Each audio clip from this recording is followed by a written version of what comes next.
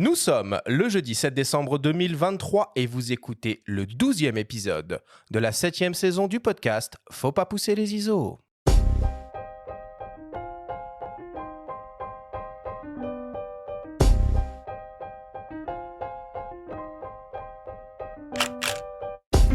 Bienvenue sur Faut pas pousser les ISO, le podcast hebdo pour tous les passionnés de photos et de vidéos.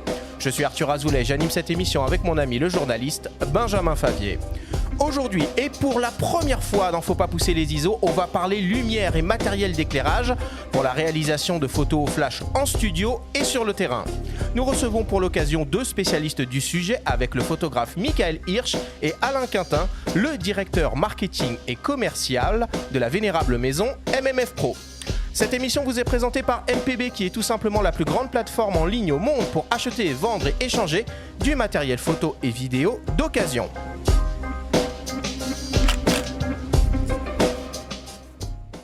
Eh ben c'est parti, Benjamin, numéro 12, 12e émission, on s'approche de la fin de la saison. Comment vas-tu ce matin ? Eh ben écoute, ça va très bien. C'est un beau prolongement de notre échange de la semaine passée avec Tristan Chu. Ouais, puis même de la semaine d'avant avec le Sony A9 III, on a pas mal parlé de flash. Ouais, tout à fait. Puis avec Tristan, on a évoqué des prises au flash déportées sur des parapentes. C'était assez sportif, assez aérien. On va revenir à des trucs plus terre à terre, accessibles à tous, mais c'est chouette. Ouais, on n'en parle pas souvent, pas assez d'ailleurs, de lumière dans ce podcast. Est-ce que toi, Benjamin, tu fais un peu de photos au flash à tes heures perdues ? Non, j'aime la lumière naturelle. Je n'aime pas toujours le rendu du flash, mais probablement parce que je ne sais pas m'en servir. Bon, bah écoute, on va essayer d'améliorer tout ça. On est bien entouré ce matin au studio, deux invités, Michael Hirsch, le photographe, et Alain Quintin de MMF Pro. Bonjour à vous, messieurs. Bonjour. Alors, je vais commencer par vous présenter et avec toi, Michael. Donc, tu es photographe professionnel de nature morte depuis presque 30 ans. Tu as suivi une formation universitaire en communication visuelle et photographie en Allemagne et as commencé comme freelance. Tu as ensuite déménagé en France et à Paris et tu as monté ton propre studio pour te spécialiser dans les prises de vue de liquides, boissons, nourriture et produits cosmétiques. Tu travailles presque exclusivement au flash avec la marque Hensel et construis des setups lumière complexes et précis. Tes images sont utilisées sur les packaging produits dans des campagnes de communication. Tu as de nombreux et prestigieux clients comme par exemple Coca-Cola, Danone, La Laitière, Madame Figaro, Martini, L'Oréal, Monoprix ou encore Nestlé. Est-ce que j'ai bien résumé ta carrière, Michael ? C'est pas mal. Il y a plein d'autres clients. Oui, alors je ne les ai pas tous cités. Tu as mis 12 milliards de logos sur ton site. J'ai pris que les plus fame en quelque... Le branding, c'est tout. Hein. En quelque sorte. Oui, ça résume assez bien. Le studio, effectivement, c'est ma spécialité. Je suis très content de pouvoir gérer la lumière comme je veux. À Paris, c'est bien utile parce que comme ce matin, ça donne pas tellement envie de faire la photo. Chez moi, il fait chaud, il y a la lumière. Bon, tout parfait. va bien. On va parler de tout ça, évidemment. Et pour t'accompagner, Alain Quintin de la société MMF Pro. Alors Alain, je vais présenter la société, pour le coup. MMF Pro, c'est un distributeur de matériel pour les photographes et les vidéastes installé aux portes de Paris, à Pantin, et qui dispose d'un site internet de vente en ligne. Vous avez plus de 6000 produits référencés avec une grande spécialité dans le matériel d'éclairage, que ce soit du flash ou de la LED, avec par exemple les marques Godox, Westcott ou Hensel, de studio aussi, avec une impressionnante offre de fonds et de support de fond, du domaine de l'impression avec Epson et de la prise de vue aussi avec par exemple les objectifs Voigtlander. Alain, j'ai cru comprendre qu'on allait bientôt arriver à une année importante pour MMF Pro. Et oui, l'année prochaine, nous aurons 40 ans. voilà, 2024.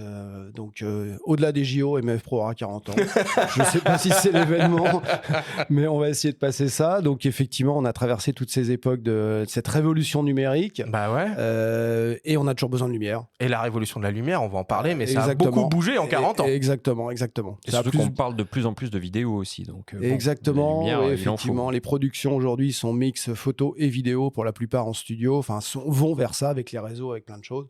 Donc, effectivement, on va en parler. Parfait. Allez, on commence l'émission comme d'habitude avec le Flash Actu.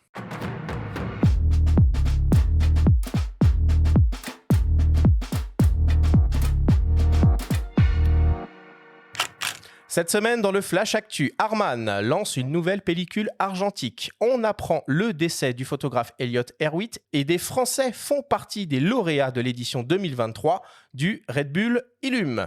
Le Flash Actu vous est présenté par Fox.fr, le site des spécialistes de l'image. Fait plutôt rare pour être souligné, une nouvelle pellicule 35 mm fait son apparition.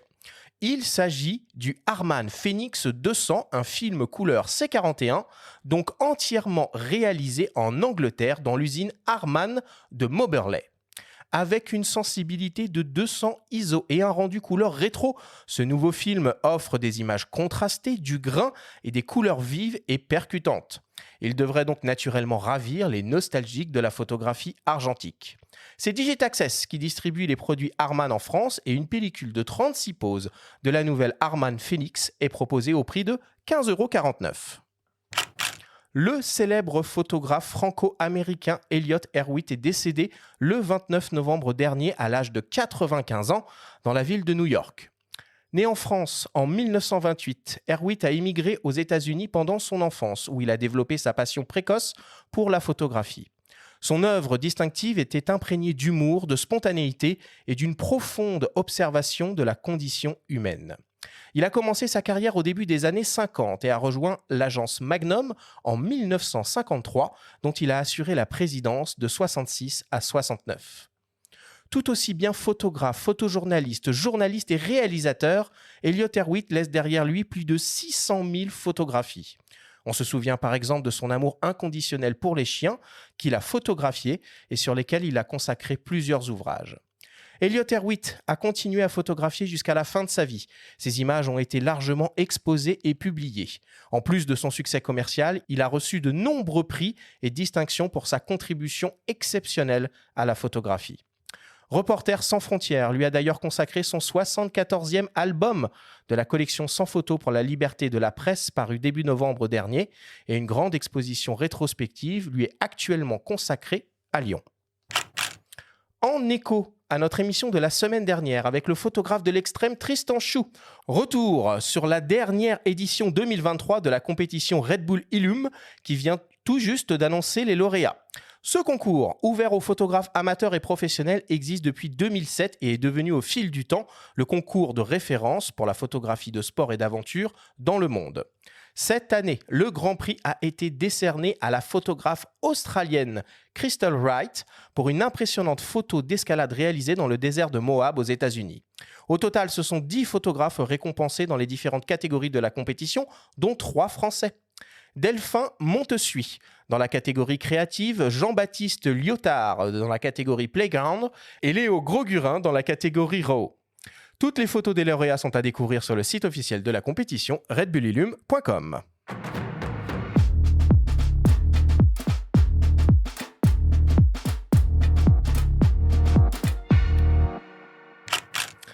Voilà pour les actualités de la semaine. Évidemment, les annonces de nouveaux produits se tarissent à mesure qu'on s'approche des fêtes de fin d'année. Alors moi, j'avais envie de reparler d'un truc. Alain, vous avez participé au dernier salon de la photo avec MMF et j'ai découvert une marque qui avait aussi un stand sur le salon, Obolight, j'imagine que tu l'as vu passer, qui propose des petits éclairages LED avec un look rétro. Franchement, c'est assez sexy comme truc, non ?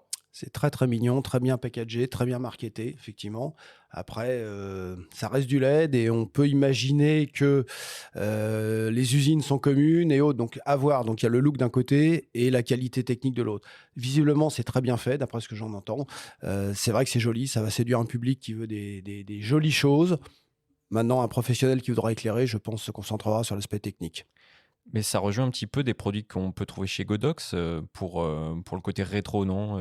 Dans les gammes senior, junior, on a vu des produits assez étonnants. Oui, alors là, c'est du flash. Hein. Là, Ouais. Obolite qui est du LED, effectivement, il joue sur le côté un petit peu, je pense, YouTuber, je sais pas exactement. Voilà, toute cette. Ou attrait de l'argentique, tu vois. Alors, Essayer effectivement. de séduire toute une jeune génération qui va vers les produits argentiques et d'essayer de concevoir des flashs ou des LED, effectivement, qui empruntent un style un peu rétro. Exactement, ça a démarré avec les Fuji X, à mon avis, ça surfe un peu sur toute cette vague-là. D'ailleurs, la couverture du nouveau catalogue Godox photo, c'est en extérieur, un flash senior et sur un Fuji et un couple qui se balade sur la plage, quoi. Donc on est loin de l'univers des studios. Quelque chose de tout à fait naturel, finalement. Exactement, qui nous arrive tous les week-ends, quoi. Donc, voilà. Donc ça, le surfer sur le vintage, c'est pas nouveau. Hein. Je pense que ça existe dans tous les secteurs d'activité. Est-ce que après ça fait un marché? J'en suis pas convaincu. Mais est-ce que c'est des bons produits? Est-ce que c'est valable au-delà de l'aspect esthétique? Nous les vendons pas, nous chez MF Pro, on se concentre sur les produits professionnels. C'est vrai que j'en ai commandé un luxe senior, je crois. Rétrolux, ça s'appelle, je crois. Oui, Ouais, ça. alors quelque chose comme ça qui se déplie comme le flash Exactement. Aqua qu'avait mon J'ai père. l'impression d'être dans les années 30, d'être mais- Ouija sur une scène de crime. Exactement. Avec Donc une ampoule à explosion. et c'est exactement ça. C'est Et ça. le tube éclair est télescopique, c'est assez rigolo. Donc, puisqu'en fait, on appuie, que ça sort comme un pop-up, comme les ampoules magnésiques, mais en tube éclair. Recharge USB-C, c'est très très mignon. Sincèrement, moi, je les vends pas. Je sais pas ce qui se vend. Voilà. Donc, On a compris. non, mais c'est voilà, je sais pas le marché pour ça. Je me pose toujours la question. Mais chez Godox, c'est à mon avis plus de l'image de marque qu'autre chose, parce qu'il y a que 2 produits sur les milliers de produits disponibles, quoi. Mais effectivement, c'est sympathique, hein, c'est rigolo, quoi. Bon, et toi, Michael, est-ce que tu es un grand fan de matos de prise de vue? Je pense. J'ai une sacrée collection. Alors, qu'est-ce qui t'a marqué dans les grosses annonces qu'on a vues ces dernières semaines ou ces derniers mois? Là, par contre, je dois passer parce que je suis assez old school sur mon matériel, donc en fait assez fidèle à ce que j'utilise depuis des années. Il y a évidemment des petits trucs qui se rajoutent au fur et à mesure qui sont utiles, mais ça reste assez classique en fait qui m'intéresse. Après, je mélange beaucoup de choses LED, flash, ça effectivement, il y a très longtemps, j'ai utilisé des Dedolight, quelques-uns parmi vous connaissent encore. C'était de l'halogène, hein, c'était pas de la LED. Oui, tout à fait. Et en fait, on avait, Ouais. et on avait beaucoup de soucis en argentique, notamment. On avait des postants énormes. Donc, c'était pas génial. Il fallait adapter, donc, du coup, le tungstène à lumière du jour. Là, avec les LED, c'est génial. Avec les petits trucs Godox, j'en ai 2-3. C'est génial. J'ai fait plein de choses.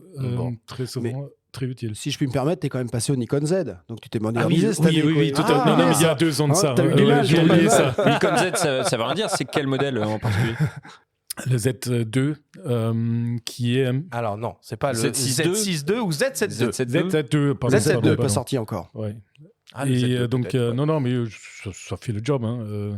Il y a des Mais trucs que j'aime pas. Mais Je me souviens que tu as eu du mal, on en parlait. Ouais, j'ai toujours du mal Tu voulais garder l'intérieur. tes D850 et il a eu du mal à passer Non, au en fait, Z. c'est Est-ce que clairement- tous les systèmes flash que tu avais sur le D850 marchent pareil sur le. Non, ça Z7? change rien. Ça Mais change rien. le seul truc, c'est peut-être les viseurs électroniques où ça. j'ai pas mal avec, parce que notamment dans les clairs obscurs en studio. En studio, on regarde pas dans le viseur, on est en déporté, en connecté sur sur capture, des ouais, écrans 50 pouces. sur capture, ouais. Mais en fait, dans les basses lumières, on voit parfois plus de bruit dans Ouais. le viseur que d'autres choses. Donc, par moment, c'est vraiment difficile. Donc, Bon, ça marche. Benjamin, j'ai pensé à toi cette semaine parce que j'ai vu passer une petite rumeur. Un nouveau gravel? Non, pas un gravel, on reste dans la Merde. photo. Comme quoi, il y aurait des petits Ricoh, un ou plusieurs petits Ricoh GR, nouveaux modèles qui seraient en gestation. Ouais, alors j'ai regardé cette rumeur, j'ai regardé cette interview plus exactement, qui n'est pas inintéressante. Mhm. Elle dure plus de 20 minutes. Bon, on n'apprend pas des masses de choses, on voit de beaux schémas, de beaux croquis, on explique pourquoi tel ou tel design a été adopté sur le GR3, notamment par l'ingénieur lui-même, donc c'est toujours intéressant d'entendre parler ces gens-là. Maintenant, il n'y a pas de révélation officielle sur un produit à venir, il y a une promesse que si un produit devait un jour débarquer à la suite du GR3 et GR3X, il ne romprait pas avec la philosophie actuelle qui veut que c'est un appareil de snap, en fait, d'instantané, si tu veux. Donc, ça garderait le même format et la même taille de capteur.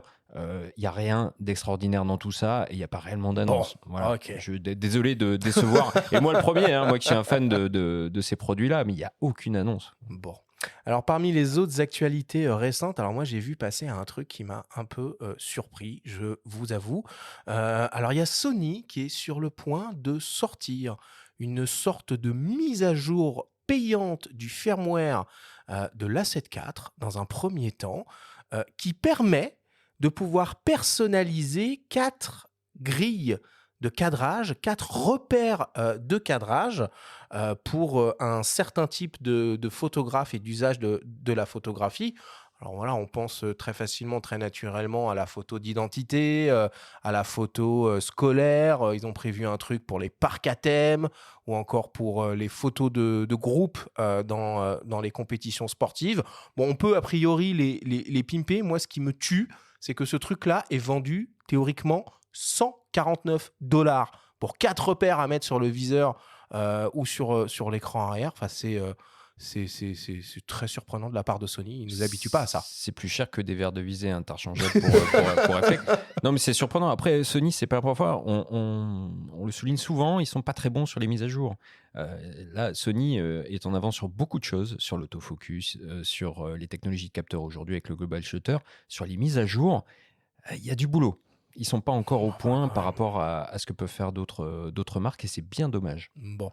Benjamin, est-ce qu'il y a un autre sujet que tu voulais aborder ce matin dans le Flash Actu? Un sujet, oui, la sortie du numéro de décembre de nos confrères de Chasseurs d'images Ah qui débarque oui. en kiosque avec un joli portfolio de jonques, un photographe spécialisé dans l'urbex, une sélection de beaux livres pour les fêtes de fin d'année, et puis une batterie de tests sur des produits qu'on scrute depuis qu'ils ont été annoncés. Je pense notamment au GFX 102 et au Sony Alpha 7C II et Alpha 7CR. Et puis il y a pas mal d'optiques. Il y a le 24 mm Nikon f1.7 en monture Z ou le Tamron 70-180 G2 qui est sorti il y a un petit moment. Mais bon, les tests de chasseurs sont en général très précis en termes de mesures optiques. Ouais, on avait passé un super moment avec Pierre-Marie Salomès là en début de saison quand on avait fait cette émission un peu lunaire, zoom ou focal fixe. Oui, qui est un débat un petit peu éternel. Et on le réinvitera pour en parler on ne donne pas la réponse dans l'émission. Non, et on n'aura peut-être même pas nous-mêmes les mêmes réponses l'année prochaine. Donc, c'est possible. Ça montre à quel point c'est lunaire. C'est comme le flash ou le LED, finalement, le zoom ou la focale fixe. C'est un débat éternel. Enfin, Ouais, le LED ou bien la sûr. lumière continue, quoi. Moi, depuis que je travaille, il y a quelques années maintenant, malheureusement, et hop, et ça a toujours été, quoi. Voilà. Course ou gravel. Voilà. J'y reviens. Ça On va être, s'écarte du ça sujet, va les être un gars. message On s'écarte subliminal. du sujet, on s'écarte du sujet. Allez, voilà pour le Flash Actu cette semaine. On passe à la suite, Benjamin, et c'est le moment, comme d'habitude, de ta chronique hebdomadaire, de ta story, et tu vas évoquer la première bande dessinée d'un jeune auteur qui aborde la photographie par l'humour et l'absurde. La story vous est présentée cette semaine par MMF Pro, le spécialiste de l'éclairage photo et ciné en France.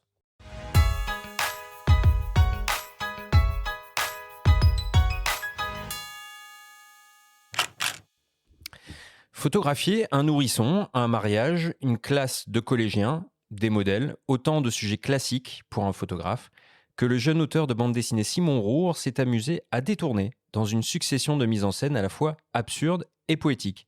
S'il a choisi ce thème pour Hors Cadre, son premier album, qui clôture sa formation à l'école et lycée des métiers d'art et du design Auguste Renoir, il n'est pas du tout photographe pour autant.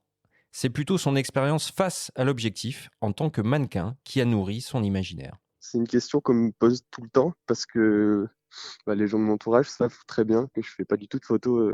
Enfin, je touche un peu à la photo, mais je pas du tout de manière professionnelle. C'est vraiment en amateur et c'est pas mon domaine de prédilection. Mais en fait, c'est surtout j'ai beaucoup d'amis dans mon entourage qui sont photographes et en fait, j'ai fait du mannequinat et qui m'a fait du coup rencontrer beaucoup de photographes et aussi le milieu un peu de la mode. Et c'est un milieu qui est quand même, on va se le dire, vachement absurde. Et je sais pas, c'était sur le moment, c'était le moment de mon projet de diplôme, parce que cette BD, c'est mon projet de diplôme, où il y avait un peu tout ça qui se passait dans ma vie. Et puis, il fallait que je fasse un projet de diplôme, il me fallait un sujet. Et je sais pas, je trouvais que le rapport à la photo et à l'absurde, c'était quelque chose qui marchait super bien. où il y avait ce truc entre réalité et à la fois quelque chose qui est complètement hors de la réalité et qui peut être totalement de la mise en scène, qui peut être complètement absurde. Et je trouvais qu'il y avait quelque chose à faire là-dedans. Les différentes scénettes nous plongent dans le quotidien d'un photographe un brin loser qui, faute de pouvoir exprimer sa vision artistique, se cantonne à des boulots alimentaires. Le personnage évolue dans un univers loufoque quelque part entre Dupontel, Dupieux et Fab Caro. L'auteur assume l'humour grinçant et décalé de son récit. Le but principal est quand même de faire sourire, qu'on passe un bon moment et qu'on rigole un petit peu. Mais après, c'est sûr que l'humour, et notamment l'humour absurde, je trouve, pour ma part, c'est quand même un très bon outil pour parler de vraies choses, du sens de la vie dans notre société qui est vachement absurde maintenant. C'était un peu ça le but de la BD, c'était de vraiment montrer un personnage dans un banal que tout le monde connaît et de jouer avec le décalage absurde qu'il peut y avoir dans notre vraie vie actuelle. Mais aussi, là, du coup, je l'ai poussé au maximum.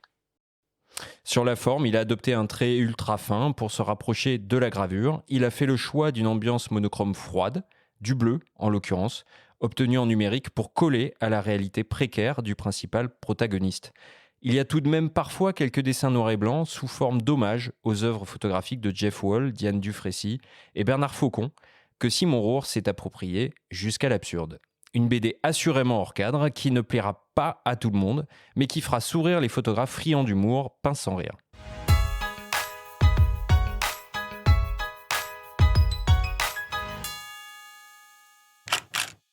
Oh, je sens que ça peut être ma cam, ce genre de ce genre de truc. Enfin, Et puis cadeau de Noël, en tout cas. ça peut faire un bon cadeau de Noël là pour les photographes, ça. Oui, pour tous les adeptes de Secret Santa, vous savez, c'est cadeau En offert entreprise. Oh, on devrait se faire ça, Benjamin. à l'aveugle ou entre Tu veux potes. qu'on se fasse ça la semaine Ouais, prochaine? moi, j'en fais souvent à des repas entre amis comme ça au moment des fêtes de Noël. Le principe, vous le connaissez peut-être pas, c'est que en gros, il y a un tirage au sort qui est effectué et puis on doit venir avec un cadeau pour une personne et la personne en l'occurrence ne sait pas de qui elle va recevoir ce cadeau. Il y a un montant qui est défini, parfois un thème. Donc là, on parle d'une BD à 15 €, 80 pages.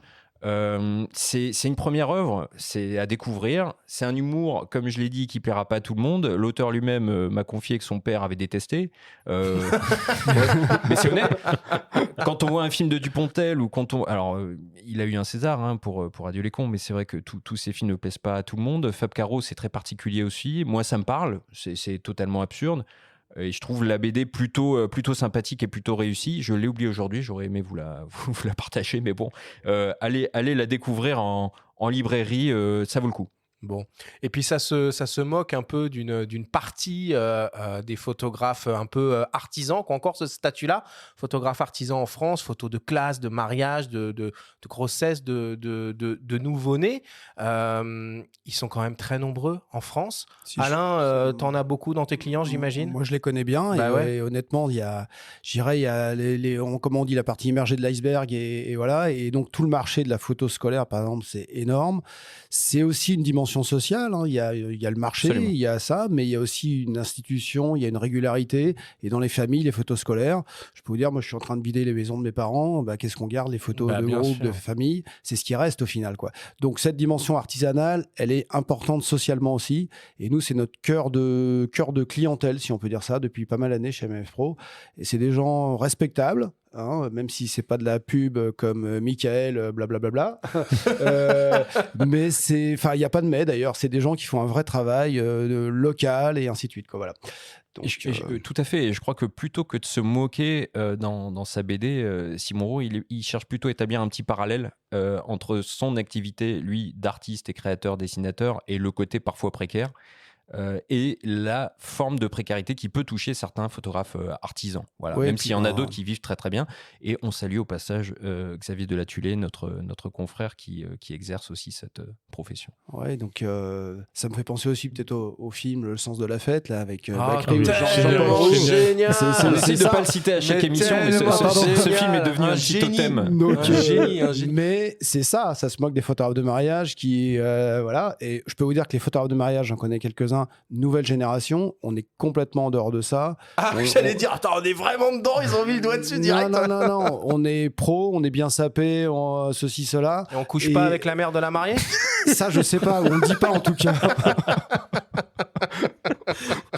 Donc, et beaucoup travaillent en couple, faut savoir. Moi, j'ai reçu Ouais. des jeunes, là, duo Ouais. Azul, Ou un duo jeune ou couple, ouais. duo, photo vidéo. Ils font un travail extraordinaire. Enfin, j'en connais eux. Ils ont été médaillés cette année par la FFPMI sur un concours photo. Explique rapidement ce que c'est la FFPMI. Alors, FFPMI, c'est ex-GNPP, on va dire ça comme ça. Pareil, il faut expliquer. Alors, pardon, Groupement national des photographes professionnels. Historiquement, c'était qui regroupait justement toute cette profession d'artisan. C'est un genre de syndicat? Un syndicat, voilà, c'est un syndicat. Ça a le statut de syndicat. Ça regroupait, ça défendait auprès des institutions, des gouvernements, les tarifs, la TVA 5,5, enfin tout un tas de choses autour de ça.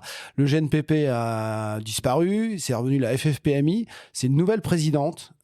C'est une présidente pour la première fois, Amélie Soubrier, qui fait un super travail. C'est quelqu'un que j'apprécie et elle fait bouger les lignes. Moi, quand elle m'appelle pour quelque chose, j'ai pas une deuxième, j'ai pas le droit à une deuxième fois. C'est tout de suite ou non, ça avance, quoi. Voilà. et c'est ça, les femmes en général aujourd'hui, elles font avancer les choses plus que beaucoup d'anciens, on va dire, dans nos institutions. Enfin, pour faire simple et court, voilà. Bon. Michael, toi, tu as toujours fait du studio ou tu as commencé par autre chose en photographie au début de ta carrière? Je commençais par d'autres choses pendant mes études, mais je suis été très vite attiré par le studio. Et en arrivant à Paris, j'ai découvert un tout petit peu plus en fait ce monde studio, notamment quand j'ai commencé à assister à des différents photographes. Et j'ai compris comme c'était génial, quoi. Déjà pendant mes études, j'ai fait beaucoup de studios. C'était une école avant tout photojournalisme et je trouvais très vite que c'était pas trop ma cam. Et j'étais un des rares personnes qui utilisait à fond le studio là-bas. Ok. C'était super parce que j'étais seul, donc j'avais la place. Voilà. Bon, bah, c'est super. Merci beaucoup, Benjamin, pour cette story tout à fait rafraîchissante cette semaine. On passe à la suite et avant d'attaquer le grand débat, je vous propose qu'on fasse une petite pause, une petite respiration. On revient dans quelques secondes après une courte publicité.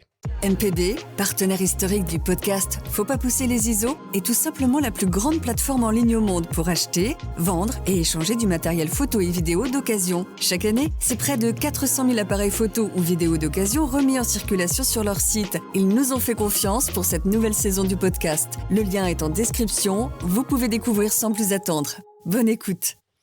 Nous sommes de retour dans Faut pas pousser les ISO avec nos deux invités, le photographe Michael Hirsch et Alain Quintin de la société MMF Pro, pour parler setup lumière pour la réalisation de photos au flash.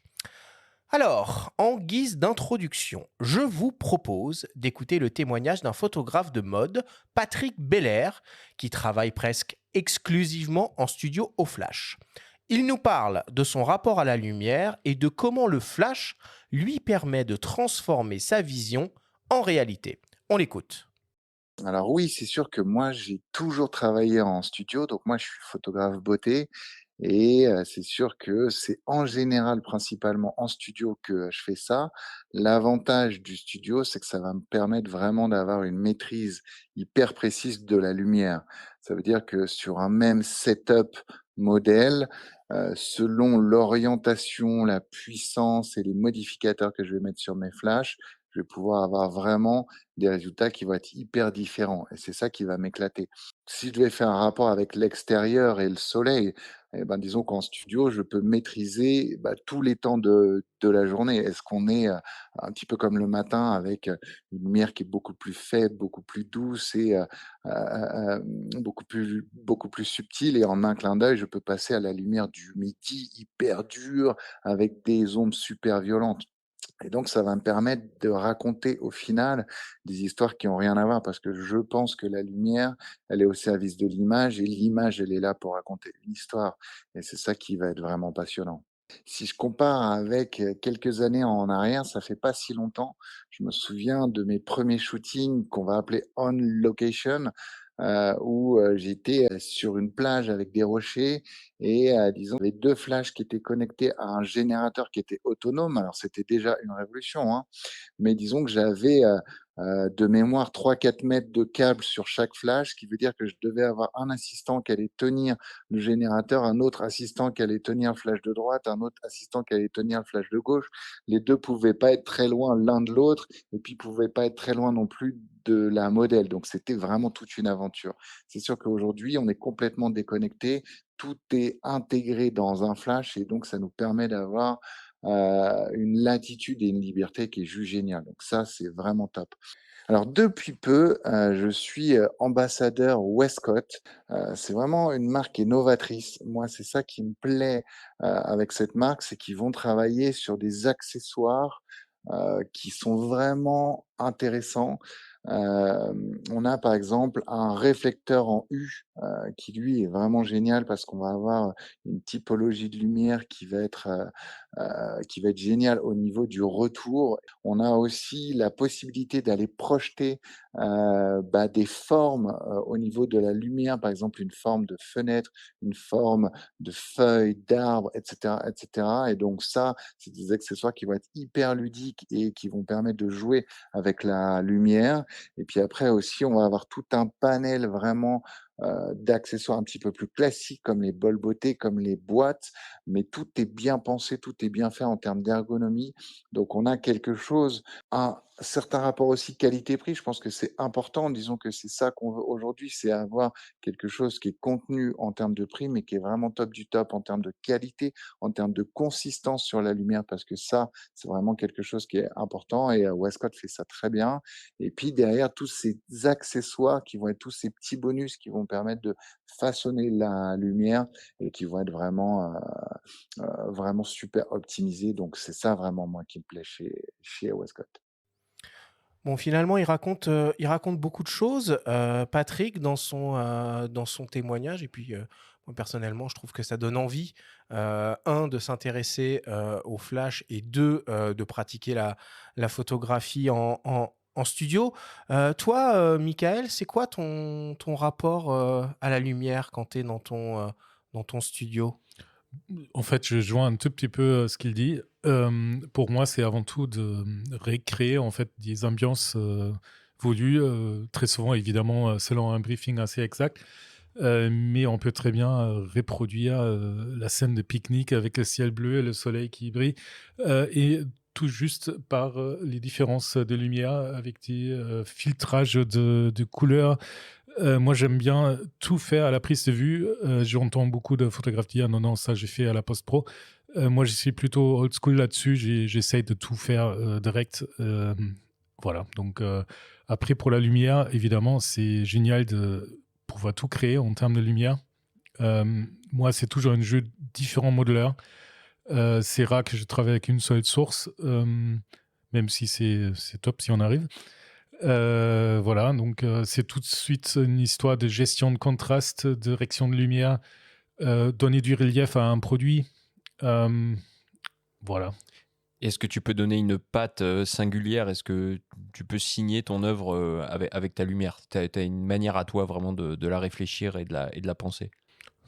Je sais pas trop, je pense que ça serait mieux pour d'autres à juger, mais perso, j'ai toujours un setup classique, en fait, on peut dire. J'ai une lumière principale. Très souvent, je travaille avec des spots Fresnel ou des spots projection. C'est des vieux trucs qui datent depuis le tout début des Henzel, je pense. Un peu après, allez, des années 80, on va dire. Oui, voilà. Et donc, il y a beaucoup de clients qui sont revenus à ce style années 80, je dirais. Là, ils citaient des spots projection pour pouvoir projeter des figures. On voit ça très souvent en ce moment dans la pub. Des jeux d'ombre sur un fond, quelqu'un qui prend l'apéro, martini, machin. On voit la fille à l'ombre et tout. Donc, tous ces genres de jeux de lumière, évidemment, ça rend assez ludique, en fait, tout ça. Et toujours une boîte à lumière au-dessus pour gérer le contraste, en fait. Et voilà, c'est presque ça. Bon, tu es un photographe. Si je puis me permettre, ça avait presque disparu, là, les spots et autres dont tu parles. Oui, on avait discuté de ça à un moment donné. Lumière soft uniquement, boîte à lumière, grande boîte et autres. Et maintenant, ça revient, effectivement. Mais c'est, de toute façon... C'est dû à quoi, ça? Parce que c'est juste une tendance esthétique ou... Peut-être, il y a beaucoup de cycles comme ça dans plein de produits, dans plein de styles en général. Effectivement, je ne sais pas pourquoi ça revient, mais en tout cas, effectivement, on en vend de plus en plus. les spots dont on parle, les bols beauté, ce genre de choses, quoi. Donc c'est plutôt une bonne nouvelle, hein, parce que je trouve que la lumière s'était un peu appauvrie en général, on peut dire comme ça. Je trouve qu'il y a un intérêt pour la lumière, en tout cas, qui revient, quoi. Bon. Alors, Mickaël, donc toi, tu es un photographe puriste qui essaye de vraiment t'approcher au maximum de l'image finale à la prise de vue. Hein. On connaît évidemment tous cette phrase, on verra ça en post-prod. Je pense que maintenant, on va pouvoir entendre, on fera faire ça par l'IA un petit peu plus tard, mais ce n'est pas le sujet de pourquoi ils sont privés. ce n'est pas le sujet de cette émission. En tout cas, donc Alain, le matériel d'éclairage artificiel hein, pour la photo en studio a énormément évolué ces dernières années avec, on en a déjà un peu évoqué, le développement de la technologie LED en lumière continue. Finalement, sur le papier, on peut penser que ce travail avec la LED est beaucoup plus intuitif qu'au flash. Et on se demande finalement pourquoi en 2023, il y a encore des photographes qui préfèrent le flash à la LED. J'espère pour longtemps, parce qu'on a nos premières 40 années, là, donc j'espère que là, dans 40 ans, on parle encore de flash. Ça, c'est pas gagné. Non, alors, le flash, qu'est-ce que c'est? Avant tout, c'est une référence, je dirais, studio, mode, le flash, ça crépite, ça fait rêver. Et une partie, on parlait de nos clients, portraitistes et autres, une partie des gens qui viennent se faire photographier, c'est pour l'expérience studio. Et ça se passe au flash. Hein. Il y a ce côté, on voit ça dans la pub, c'est le film Blow Up en 66 d'Antonioni. Magnifique. Voilà, voilà, c'est toute cette époque des années 60. 10% avec Bec BD, autre référence. Hein. Désolé. Ouais, c'est un autre niveau, mais pourquoi? Et donc le flash, ça a été 99%, pardon. À 99%. Ah oui, d'accord. Et le flash, c'était la révolution technologique dans les années 60 avec la société Balcar qui était aussi une icône de la photo au flash, les studios de mode et ainsi de suite, c'était du Balcar quoi. Dans ces années-là, c'était la Hasselblad et le Balcar quoi. Point barre quoi. Donc ça, c'était donc un côté un peu fashion, historique, culturel quoi. Exactement. Mais ça a des avantages surtout, c'est ça qu'il faut dire, c'est qu'un flash, tu peux modeler la lumière avec quand même. Alors, de la LED aussi, sur le principe. Maintenant, avec la LED, oui, ce qui n'était pas le cas au départ, mais il y a aussi une chose. Alors, il y a deux choses. Il y a effectivement la photo de personnage, il y a la photo en studio et la photo en extérieur. Et en extérieur, je dirais, il n'y a pas photo entre le LED et le flash. Si on va être sur le pont Alexandre III à midi pour compenser le soleil, le LED, il faudrait des kilos et des kilos de LED en matos et en puissance. Tu es d'accord avec ça, Mickaël, toi? Totalement. Et donc, en fait, c'est un grand fantasme, le LED, aujourd'hui. On a des appels tous les jours au bureau. Je veux une torche LED de 125 watts et je fais tout avec. Je dis non, ça c'est, comme je l'appelle, un fantasme parce qu'effectivement, techniquement, c'est pas possible. Il y a des ratios de lumière, ainsi de suite, hein, sensibilité, tout ce qu'on connaît tous ou ce qu'on devrait connaître en tant que photographe, quoi. Donc ça, c'est une chose. Et l'autre chose, c'est en studio, en production studio commerciale, ce que fait un peu Mickaël, c'est le côté je fais les photos et en même temps je fais la vidéo pour les réseaux sociaux. Et ça, pour le coup, mon avis, c'est qu'un jour, en studio, il y aura de la production uniquement en lumière continue pour faire photo et vidéo. Je l'ai vu chez certains clients, notamment un plateau de location qui s'appelle Studio Paris Images, qui voulait louer son studio, enfin, longue histoire. Il s'est rapidement aperçu que les gens voulaient faire de la photo et de la vidéo. Bon. Et dans ces cas-là, il n'y a pas de miracle. Effectivement, on ne refait pas le set en flash. Au départ, on faisait set les deux. Maintenant, on prend du LED. Le LED a évolué avec des bons façonneurs qu'on peut mixer. Il y a du Fresnel, il y a des petits spots dont parlait Mickaël en type Dedolite et ce genre de choses. Donc aujourd'hui, avec le LED, il n'y a pas de restriction à part la puissance pour shooter à l'extérieur. Ouais, il y a quand même il y a un petit souci avec les LED. C'est pour ça, très souvent, on me pose tout de suite la question, vous faites aussi la vidéo? Et la toute première fois, ça m'est arrivé, j'ai dit, bien sûr, je fais aussi la vidéo. Et une fois chez moi, j'ai dit, oh purée, je dois faire maintenant une production vidéo en plus. Mais finalement, ça a ouvert un tout petit peu plus le marché parce que du coup, il n'invitait plus le vidéoman, c'était moi qui faisais tout. Et du coup, j'ai réfléchi comment je peux mettre mon setup. Donc, j'ai tout mis en parallèle. Évidemment, ce n'était pas tout à fait pareil parce que les façonneurs à l'époque, ce n'était pas tout à fait la même chose. Mais j'ai quand même réussi de reproduire une lumière identique pour les deux. Et donc, une fois que j'ai fini mon shooting flash, j'ai passé aux vidéos. Je faisais la même scène avec le même appareil à la même place et c'était génial. Par contre, gros souci, c'est au moment que ça bouge. Parce que là, avec les LED, je n'ai pas du tout la puissance qu'il faut pour... d'avoir un truc net, quoi. Y a une main qui tient, je sais pas quoi, un verre de vodka à la main et elle peut pas tenir une seconde ou deux sans bouger, quoi. Donc ça veut dire qu'il faut trouver une manière de faire cohabiter les deux. Il faut les deux, idéalement, quoi. Alors, il y avait, je crois, Alain, tu me corriges si je raconte une bêtise, il y avait des marques. Ça marche dans les deux sens. Hein. Et je pense que c'était même la marque avec laquelle je travaille. Ils ont essayé de mettre du LED à la place des lampes pilotes toutes halogènes. quasiment maintenant, là. Oui. Pas toutes. Mais il y a un gros souci. À partir d'une certaine puissance de Flash Studio, le LED ne survit pas parce que en fait, ça chauffe très vite et ça crame. Okay. Donc, du coup, ils l'ont laissé tomber. Et ils sont tous encore avec des halogènes. Mais Flash Studio que j'ai, ils ont des lampes. Le mix entre les deux est pas évident. Il y a une grande marque qui a essayé de le faire. Ça n'a pas paru révolutionnaire et c'est pas évident d'avoir les deux dans la même torche, quoi, sincèrement. Non, parce que parfait, ça pourrait être intéressant évidemment d'avoir une petite solution Flash plus LED parce que soit je fais la vidéo, soit je fais la photo. Ah, c'est l'avenir, ça peut-être. Ça, tout le monde en rêve, je pense. Mais pour l'instant, je crois que c'est pas là. Alors après, les boîtiers modernes sont bien meilleurs en haute sensibilité. Si on parle de studio, aujourd'hui, travailler à 800 1000 ISO, je pense que c'est plus un tabou. Ouais, bien sûr. À part pour certains photographes qui, voilà, je sais que Michael, il ne doit pas dépasser les 100 ISO, je pense. Moi, je dépasse pas les 64. Beaucoup qui se posent pas la question de travailler à cette sensibilité-là. Ah, c'est tout l'intérêt du flash, de se mettre à 100 ISO. Donc, il y a aussi beaucoup de gens qui travaillent sur des ambiances pleine ouverture, lifestyle et autres. Et effectivement, quand on est à 2 ou 2.8, ça change la donne. Enfin, tout ça, je vous apprends rien, mais il y a aussi différents styles qui font qu'on peut vraiment travailler avec des plus faibles puissances. Deux petites choses sur l'aspect technique, si je puis me permettre. Le flash, on a une variation énorme en termes de puissance. Les flashs modernes aujourd'hui, on a sur jusqu'à 9 ou presque 10 diaphragmes de différentiel entre la haute et la basse puissance. Le LED, on est de 0 à 100%. Et 0 à 100%, c'est 2 diaph et demi. Donc, on a moins de variations aussi, moins de possibilités de réglage intrinsèquement sur une torche. Donc, il faut aussi plusieurs types de puissance. Et en termes de qualité de lumière, alors on ne va pas refaire l'émission qu'on a fait sur la gestion de la couleur avec notre ami Jean Delmas, mais en termes de qualité de lumière, est-ce que maintenant, en LED, avec les évolutions qu'il y a eu, on a une lumière qui a un excellent IRC, puis qui surtout a une qualité au niveau de celle d'un flash sur le spectre, quoi. Un spectre complet. Alors, je peux commencer ou le Michael comme tu veux, mais moi, je me me suis, entre guillemets, amusé à faire un test il y a quelques années maintenant, donc c'est aussi révélateur de l'évolution, qu'avec un spectrophotomètre C700 à l'époque, c'est conique, qui est une référence que je vois dans les sociétés de cinéma, les loueurs et autres, c'est la référence en termes de mesure, quoi. Effectivement, je suis sorti et on était très proche. Donc un flash 500 joules, le studio, très simple, hein, voilà, pas quelque chose de très haut de gamme en plus. Donc on pouvait considérer que le flash et le soleil de midi étaient un spectre continu. Identiques, continu. La même chose à l'époque, je pense qu'il y a 6, 7, 8 ans, quelque chose comme ça, je me souviens plus très bien, avec les LED de l'époque, on avait un pic dans le bleu, rien dans le rouge, c'était horrible. Et on avait des teints blafards.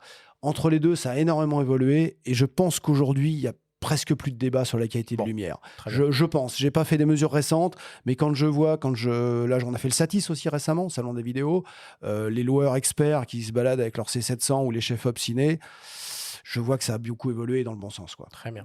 Alors aujourd'hui, évidemment, on va se focaliser sur la partie flash. Je pense que l'éclairage LED mériterait naturellement sa propre émission aussi.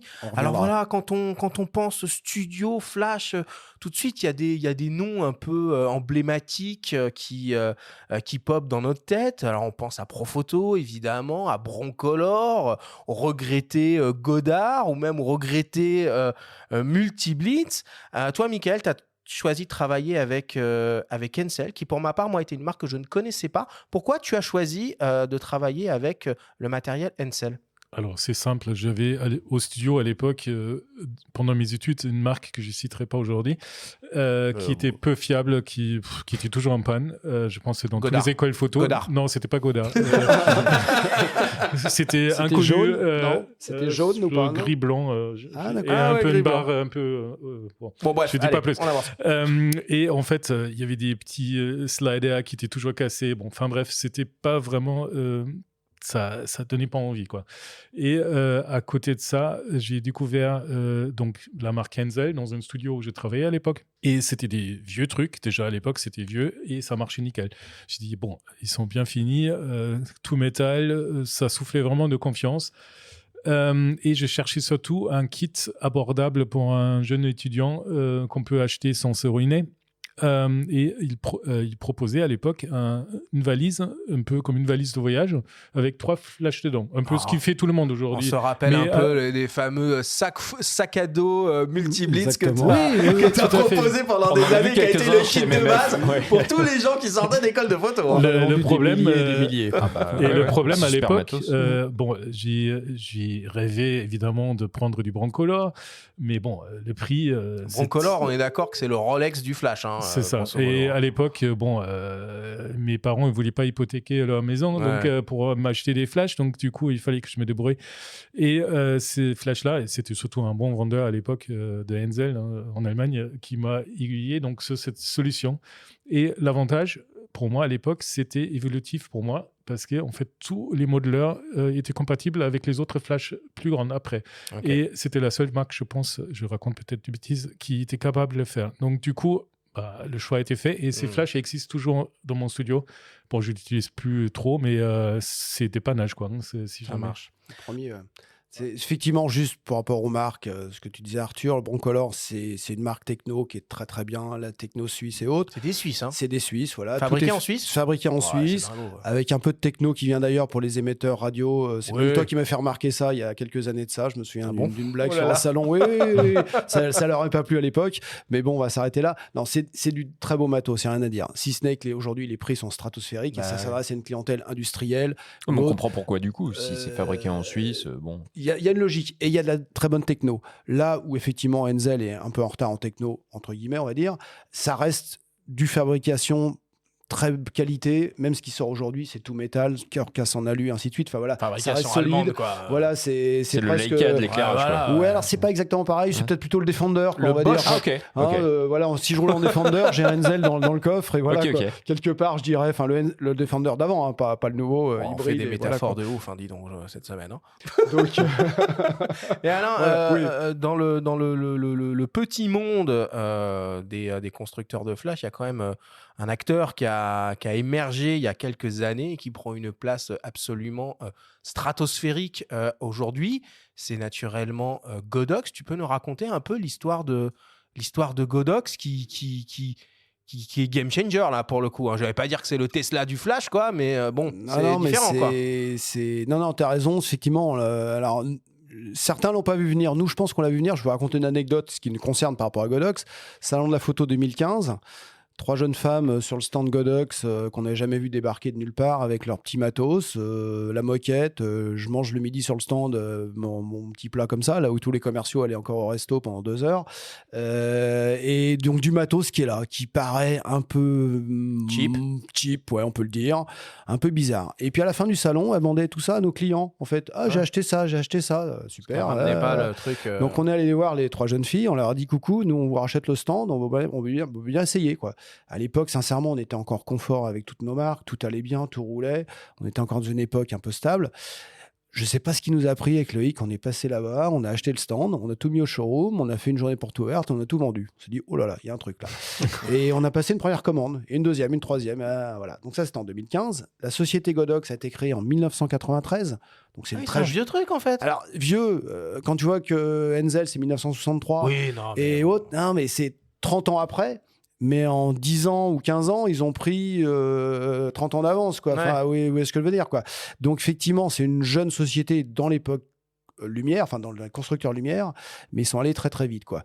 Mais Donc, qu'est-ce qui va expliquer que eux se sont démarqués par rapport à d'autres acteurs? Parce qu'il y en a plein des accessoiristes venus de l'Est qui essayent de... De l'Est, mais là, ils sont vraiment de l'Est, Oui, où il y a la techno aujourd'hui. Ouais, Enfin, encore une fois, on va faire du parallèle avec les batteries, les voitures, tout ce que vous voulez, quoi. Mais je pense qu'ils avaient la techno flash batterie avant tout le monde, que certains grands fabricants c'est eux qui construisent, c'est sûr. sous-traitaient déjà, je Bien n'en sais sûr. rien, je dis rien, mais je le pense, je le pense, parce que je vois il y a des similitudes dans les produits, dans tout ça. Donc je pense que ça a été longtemps un sous-traitant, qui à un moment s'est dit, je vais le faire moi aussi. Hein, donc voilà. Et effectivement, ils sont arrivés avec un flash 600 joules sur batterie, la D600B à l'époque, un peu cheap, la rotule avec ling ling ling, c'était vraiment pas extraordinaire. Pour l'anecdote, moi j'ai un de mes clients qui longtemps, Lionel Bello, qui est un photographe qui est dans le sud, qui fait de la moto extérieure. Il est quand même tombé son A600B dans le port de Marseille. Il l'a sorti, il l'a passé à l'eau claire et il marche toujours, hein. Donc le flash pas cher, cheap de l'époque était déjà de qualité. Et ce qui nous a prouvé la suite, c'est qu'ils lâchent rien. Ils améliorent le packaging, le design, la qualité technique, ceci, cela, la techno. Donc, alors, pour répondre à ta question, Benjamin, je pense qu'ils ont vu avant tout le monde aussi l'histoire des boîtiers avec la TTL, le HSS, Ouais. tout ça, et ainsi de suite. Là où les fabricants européens sont un petit peu endormis, à mon sens, voilà. Et ils ont vu ce marché s'ouvrir, en fait, avec la synchro de vitesse, la photo extérieure et le petit flash sur batterie. Bon. Voilà. En gros, c'est ce que je sens comme ça, voilà. Le truc, c'est qu'ils ont aussi un catalogue absolument délirant, aussi bien pour des photographes amateurs qui veulent s'essayer pour la première fois à l'éclairage en studio ou en extérieur, enfin, on y reviendra un peu après, mais aussi sur du matériel professionnel maintenant. Il y a une gamme complètement folle. Sauf que pour un professionnel, investir dans du matériel Godox, bah, c'est un peu délicat parce qu'on ne sait pas en termes de SAV comment ça se passe. Et j'ai cru comprendre que chez MMF, vous alliez mettre en place quelque chose dès l'année prochaine. Alors, on fait déjà le SAV Godox depuis longtemps. On a un stock de pièces. On est les seuls à faire du SAV Godox en France en interne. Donc ça là-dessus, on sait faire. On a notre technicien qui est là depuis toujours, Julien, qui... J'ai une petite anecdote, si je peux me permettre aussi. J'en ai Vas-y. quelques-unes comme ça. Julien, il me pose souvent des questions. Je fais ci, je fais ça pour quel client, voilà, pour faire le meilleur service. Mais aussi, j'irais dire, entre guillemets, on n'offre pas le service à tout le monde, puisqu'en fait, du Godox, il y en a qui viennent de partout, C'est ça. de Global Village, blablabla. Donc, effectivement, là, dans ces cas-là, on répare pas parce qu'on n'a pas assez de pièces, on a pour différentes raisons, et on n'a pas le temps, et on n'a qu'un C'est seul pas votre- technicien, c'est pas quoi. votre métier de base, quoi. Alors, c'est pas notre métier de base. On va peut-être ouvrir, mais je reviens. Donc, Julien reçoit un V1, le flash tête ronde, que vous connaissez tous maintenant au reportage. Il reçoit ça, il le déballe, il écoute la tête zoom, il écoute, voilà. Il me dit, ah, ça, c'est ça, je le répare, j'ai ce qu'il faut, je le répare. Donc, il connaît parfaitement les produits. Donc, le SAV, on le fait déjà en Godox. Et pour toutes les marques d'éclairage qu'on a toujours vendues, on répare encore du multiblitz. On a à cœur, je dirais, de réparer tout ce qu'on a toujours vendu. Et effectivement, en Godox, on se pose la question, on est en train de discuter pour ouvrir le SAV à d'autres personnes. Hors garantie, on ne peut pas assurer la garantie Godox qu'on n'a pas vendue, mais le hors garantie, il y a quand même beaucoup de gens qui cherchent aussi du SAV parce que voilà, il y en a pas. Ils sont garantis Ouais. sur quelle durée, les produits Godox? Alors, 1 an constructeur, ça c'est le grand sujet aussi, parce qu'il y a même d'autres sociétés qui garantissent que 1 an leurs produits constructeurs. Je sais qu'il y a une loi européenne 2 ans. Voilà. Oui, Bon, ça, c'est minimum, ça- normalement garanti 2 ans. C'est un autre sujet, c'est contre les vices de fabrication, enfin c'est subtil. Bon, mais effectivement, la solution c'est de garantir 2 ans. Nous, on prend en charge effectivement la 2e année en tant que distributeur. La seule subtilité, effectivement, c'est les batteries. Ça, c'est un vrai sujet chez beaucoup de gens. Elles sont garanties 3 mois sorties d'usine. Ah. Donc ça, voilà. Ok. Mais faut pas s'inquiéter, il y a quand même très peu de soucis. La majorité des soucis qu'on a sur les batteries, c'est sur l'AD600 Pro. C'est un reset à faire. Pareil, on reçoit la batterie, Julien connaît, il ouvre, c'est une histoire de tension interne, ceci, cela, bloum, ça repart. Bon. Donc en fait, la plupart du temps, on offre ce service-là et on a très peu de soucis, sincèrement. Ok. Alors, on va le voir, hein, il existe différents types de flash et finalement, le flash est un produit qui peut être un petit peu plus complexe, technique et technologique qu'il n'y paraît. Certains modèles sont conçus pour le studio, d'autres pour le terrain et cette distinction d'usage tend à disparaître au gré des dernières innovations de ces dernières années. On écoute le témoignage du photographe Bruno Lévy, portraitiste de terrain, qui emmène littéralement son studio partout où il va. Un setup, en fait, je pense que la première qualité d'un setup, c'est surtout sa mobilité. J'ai fait pas mal de reportages pour la presse et en fait, je me suis rapidement rendu compte que c'était un peu infernal à post-traiter souvent, et puis ça exigeait quand même une implication des gens quand même très forte quand on fait tout à l'ambiance. Et en fait, ça m'a paru plus rationnel en fait d'éclairer les situations. Par exemple, tu fais une interview d'un ministre ou tu dois aller faire quelqu'un dans la rue qui a que 10 minutes à t'accorder. Comment dire, de pas subir les aléas du ministère au mur jaunasse, mouluré, doré, ou de la rue grise et le ciel tout blanc. Voilà, des choses comme ça. Alors moi, j'ai une espèce de théorie qui s'appelle la théorie des 3 lumières. C'est-à-dire que je pense qu'une bonne photo, en fait, il faut qu'il y ait 3 éléments de lumière dessus. Qui sont l'arrière-plan, le sujet, et puis une 3e qui se tient entre les deux. Donc en fait, je me trimballe toujours avec 3 flashs. pour pouvoir éventuellement recréer cette théorie fumeuse, mais voilà, qui m'aide comme un rituel à l'intérieur. C'est vrai que les flashs à batterie, là, ça a extrêmement évolué et surtout, on a supprimé les fils là, grâce au contrôleur radio. Ça, c'est génial parce que moi, le nombre de fois où je faisais tomber mes flashs en me prenant les pieds dans le fil, c'était formidable.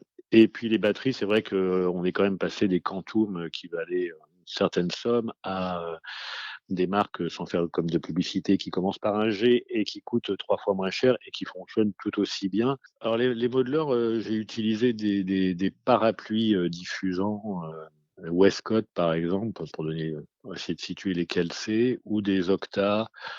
Voilà. En fait, c'est vrai que l'Octa, c'est devenu un peu le truc que je trouve qui fonctionne le mieux, qui est pliable surtout, qui se trimballe dans un sac, qui donne une assez belle lumière. Après, on peut un peu bidouiller l'intérieur d'une Octa pour un peu améliorer, ramener un peu des réflexions internes, voilà, calmer un peu le jeu de la lumière.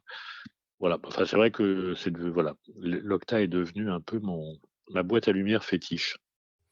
Bon, on le comprend, hein, Bruno, il travaille avec des flashs monoblocs sur batterie. Alain, est-ce que tu peux nous présenter les différentes familles de flash qui existent, leurs caractéristiques un peu principales et surtout à quel type d'usage elles s'adressent?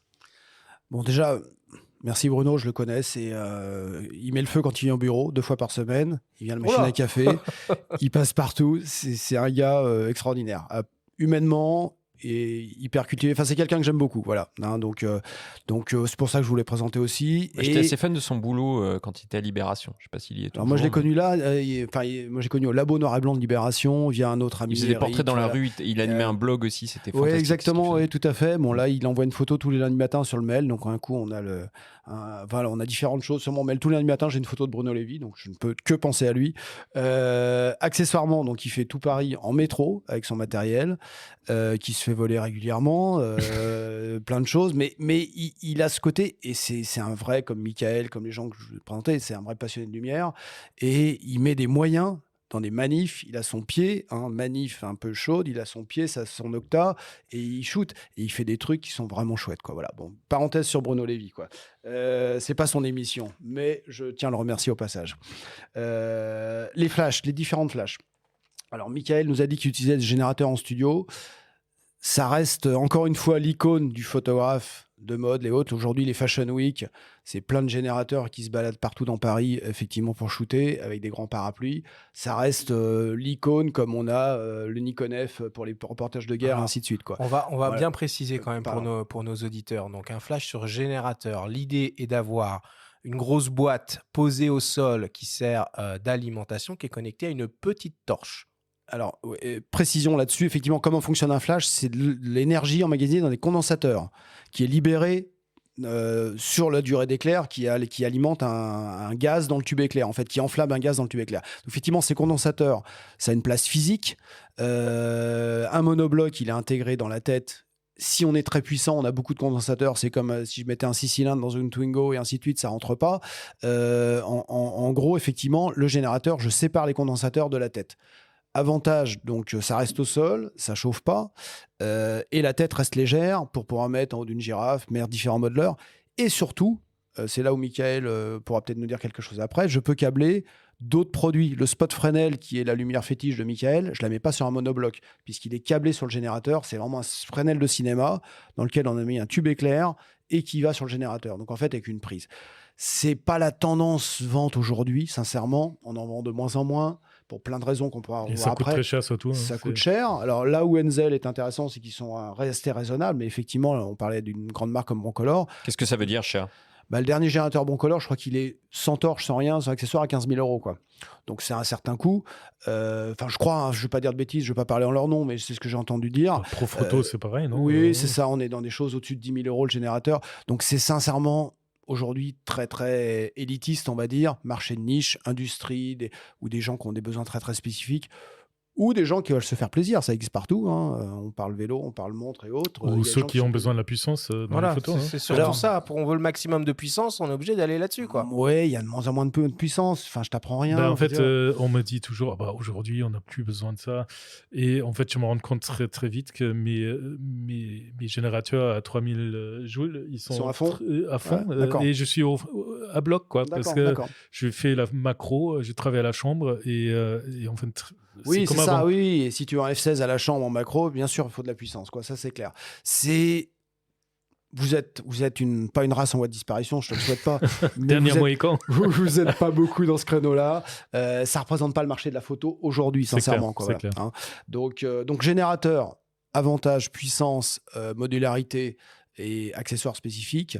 Ça doit représenter quelques pourcents du marché actuel. Le gros du marché, c'est le flash monobloc. Donc avec tout intégré, monobloc égale comme Plus une compact, lampe. plus léger. Voilà, exactement, plus léger. Puissance acceptable jusqu'à 500 joules, 600 joules. On a un 1000 joules chez Enzel qui va encore. Le Expert 1000, ça va très bien. Mais on est déjà lourd. Donc si je le mets en haut, je vous fais pas un dessin à 3 mètres. S'il y a un peu de vent, c'est ce qu'expliquait Patrick Belair haut tout à l'heure en extérieur, quoi. Donc ça, c'est l'autre tendance. L'autre catégorie, c'est les monoblocs. Ok. Et puis après, on a les monoblocs sur batterie. Ça, c'est Ok. le gros aujourd'hui, c'est ce qu'on nous demande. Globalement, 80% des ventes actuelles chez nous, c'est du 400 joules, sur batterie ou pas. Mais c'est du Même 400 pour un joules. usage en studio, en fixe, où ça pourrait être sur secteur, quoi. Enfin, exactement. On fait disparaître le fil, quoi. Exactement, voilà, tout à fait. Alors, la tendance aussi, c'est de travailler en studio sans fil. Mmh. Comme on est tous avec nos portables sans fil, ben voilà, le C'est ce studio qu'il aussi. disait Bruno Lévy, qu'auparavant, il trébuchait sur Oui, les c'est ça, câbles. exactement, Aujourd'hui, ouais. Classique, ça. Et là, on nous ça demande des facilite la studios sans fil pour être clean aussi. C'est vrai Ouais. que c'est plus joli, ainsi de suite. Aussi. Photos scolaires, certains le font, pas les grosses entreprises quand il y a beaucoup d'opérateurs, mais il y a des opérateurs scolaires qui, dans les écoles, se brancher, le secteur qui est pas à la norme, je sais pas quoi, pof, on se met sur batterie, on est tranquille, quoi. Bon, après, il y a un coup batterie, il y a une génération, ça forcément, il faut l'intégrer, la batterie, l'usure et ce genre de choses. Et enfin, on a les petits batteries, les flash Cobra à tête ronde, qui ont été révolutionnaires. On a fait des choses ensemble, Arthur, à l'époque des strobistes. Quantum Alors, Quantum, Ça les existe encore, ça, strobistes. Quantum Non, ça a été disparu, ce truc-là. entreprise new-yorkaise, une très très belle entreprise qui a été très très très bien vendue et qui a disparu très vite derrière. Voilà, la fin de la belle époque, quoi. Ouais, c'était trop cher. Trop cher. Quand il y avait que ça et qu'on est leader, Ah bah oui. on vient de citer d'autres marques qui sont très chères et qui vendent aussi. Donc le trop cher, Des fois, c'est c'est une quoi question de timing aussi. Hein. Exactement. Mais C'était c'est un en peu plein avant dedans, là, leur c'est ça. temps, je pense. Hein. Bah voilà. Là, Godox est arrivé quand Quantum a disparu. Je sais pas s'il y a une relation de l'un et l'autre, comme Multibit c'est d'autres. Je sais pas si on peut, mais je pense qu'il y a une relation de cause à effet un petit peu, quoi. Mais le monde tourne comme ça actuellement. Hein, je vous apprends rien, quoi. Bah nous, Donc- le podcast existe depuis très longtemps. Hein. Voilà, Donc, on est bien placé pour en parler. Si on parle 2 secondes de prix, Alain, alors je prends un exemple, un Flash Studio monobloc qui fonctionne sur secteur. Bon, tu parles en joules, je parle en watts, c'est la même chose, on va dire 500. On pourra faire une parenthèse là-dessus tout à On l'heure. fera C'est une important. parenthèse là-dessus. Sincèrement, je pense que c'est important. Il y a Faisons beaucoup de gens qui maintenant, n'ont c'est pas. important. Quand Alors même. bon, maintenant, si vous voulez. Précisons Alors, les choses, hein. Le watt par seconde. Alors, le watt, c'est l'énergie lumière continue. Le flash, c'est le watt par seconde. Qu'est-ce que ça veut dire concrètement ? Je peux pas. Mais en tout cas, la puissance électrique d'un flash, c'est le watt par seconde. Ce n'est pas ce que ça va donner en termes de puissance lumineuse. Une voiture de 100 chevaux, elle peut rouler à 150 ou à 200, suivant qu'elle est optimisée, aérodynamique ou ainsi de suite. Là, c'est un peu pareil. Un flash de Tu veux 400 dire joules. qu'on peut faire des préparations pour des flashs ? Non, mais on peut optimiser le galbe du bol, la qualité du éclair, la qualité des composants, et tout ça fait qu'un flash, pendant des années, c'était mon sujet. Moi, on comparait Multiblitz à Bowens et à Broncolor et ceci, cela, dans tous les sens, et on se disait qu'on avait un tiers de diaph de plus, quoi. Ce qui servait pas à grand chose, mais on passait nos journées là-dessus, quoi. J'ai une autre anecdote, mais je vais garder pour moi cette fois. Et donc, comment dirais-je ? Donc, la puissance électrique ne donne pas la puissance lumineuse. La puissance lumineuse est définie en théorie par le nombre guide. On n'en parle plus maintenant. Mais effectivement, le nombre guide, c'est le diaph à 1 mètre. À 100 Juste- ISO. À 100 ISO. Et juste pour dire ça, que beaucoup de gens à qui je parle aujourd'hui de puissance de flash ne savent pas du tout la différence entre un 200 et un 300 joules. Mais pas du tout. Et je passe une partie de mes journées à leur expliquer. Mmh. Comme on passe de 200 à 400 ISO, on a un diaph. Bah de 200 à 300 ISO, on a un demi-diaph, puisque, d'accord, c'est 200-400 ISO, un diaph, hein, vous avez compris l'histoire. Mais il y a un peu de vulgarisation à faire là-dessus, parce que les gens ne connaissent pas du tout la puissance, quoi. Bah, ça Voilà. tombe bien, Hein. t'es là pour ça aussi. Donc ça, et en même temps, est-ce que c'est si important que ça ? Pour une partie des gens, Voilà, quelque part, quand on sort de l'iPhone et qu'on passe au flash électronique, c'est peut-être pas si important que ça, quoi. Voilà. Hein, donc voilà. Je reviens sur, du coup, sur ma question et on parle un petit peu tarif.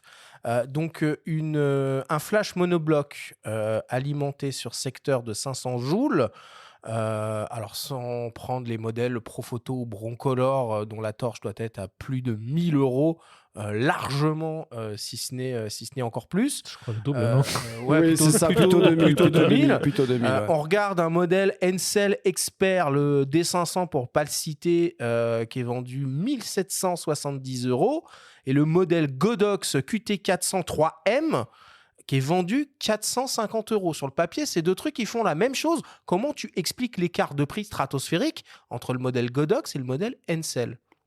Alors, bip, Joker. Non, mais c'est l'histoire du monde actuel. Il y a le Made in Hong Kong et le Made in Würzburg, Made in Germany. Coût de plein de choses. Alors, tout ne s'explique pas par ça. Mais effectivement, il y a la fabrication européenne, la fabrication à l'autre bout du monde. Hein, ça, c'est une chose. Après, là, tu as pris des exemples peut-être un petit peu qui sont... Alors, c'est pas ce qu'on vend le plus aujourd'hui, sincèrement. On est plutôt sur de l'Integra 500 qui est à moins de 1 000 €. Mais le ratio va être le même. Tu vas voir, c'est la démonstration que je vais te faire. Et on est plutôt sur le DP 400 qui vaut 250. Donc, de toute façon, le rapport, il est toujours de 3 à 4, pratiquement. Que ce soit Enzel qui a des prix effectivement assez haut de gamme aujourd'hui, les autres marques dont on vient de parler également. Donc, on est toujours sur 3 à 4 fois moins cher. Vraiment, le meilleur exemple, c'est quand l'AD600 Pro de chez Godox est sorti à 790 € TTC, on va dire. Le B1X Profoto était à 2005 à peu près, quoi. Donc, on est toujours dans les mêmes ratios. Alors, est-ce que ça fait le même boulot? Est-ce que c'est moins bien? Est-ce que c'est là? C'est l'avenir qui nous le dit. Moi, ce que je vois, c'est qu'on a beaucoup de gens qui louaient du matériel X et qui achètent du Godox, quoi. C'est vraiment ça, je l'ai vu beaucoup, y compris des grands noms de la mode qui louaient. Parce qu'on est quasiment au prix d'une location à une journée sur du matériel ultra haut de gamme à l'achat, quoi. Exactement. Et ce qu'il faut dire peut-être aussi, ce qui est intéressant, mon tracas à l'époque d'être adapté à mes futurs modeleurs. Là, aujourd'hui, cette question ne se pose plus parce que j'oublie chaque fois le nom de la monture. La monture, c'est S. Monture S, qui est la monture Bowens, qui est tombée dans le domaine public. Donc, en fait, la monture S à 3 picots, elle est complètement universelle maintenant, c'est ce que tu dis. Donc, du coup, boîte à lumière d'une LED, très bien montable sur... Exactement. C'est un truc bien sûr, flash. bien sûr. Quoi, ça, c'est intéressant. C'est que toi, au-delà de la réputation, de la qualité de la marque, c'était plus la compatibilité qui pouvait être un souci pour Alors, toi. En fait. C'était clairement mon cas au départ, parce que je voulais pas investir, qu'on régate les prix d'une boîte à lumière.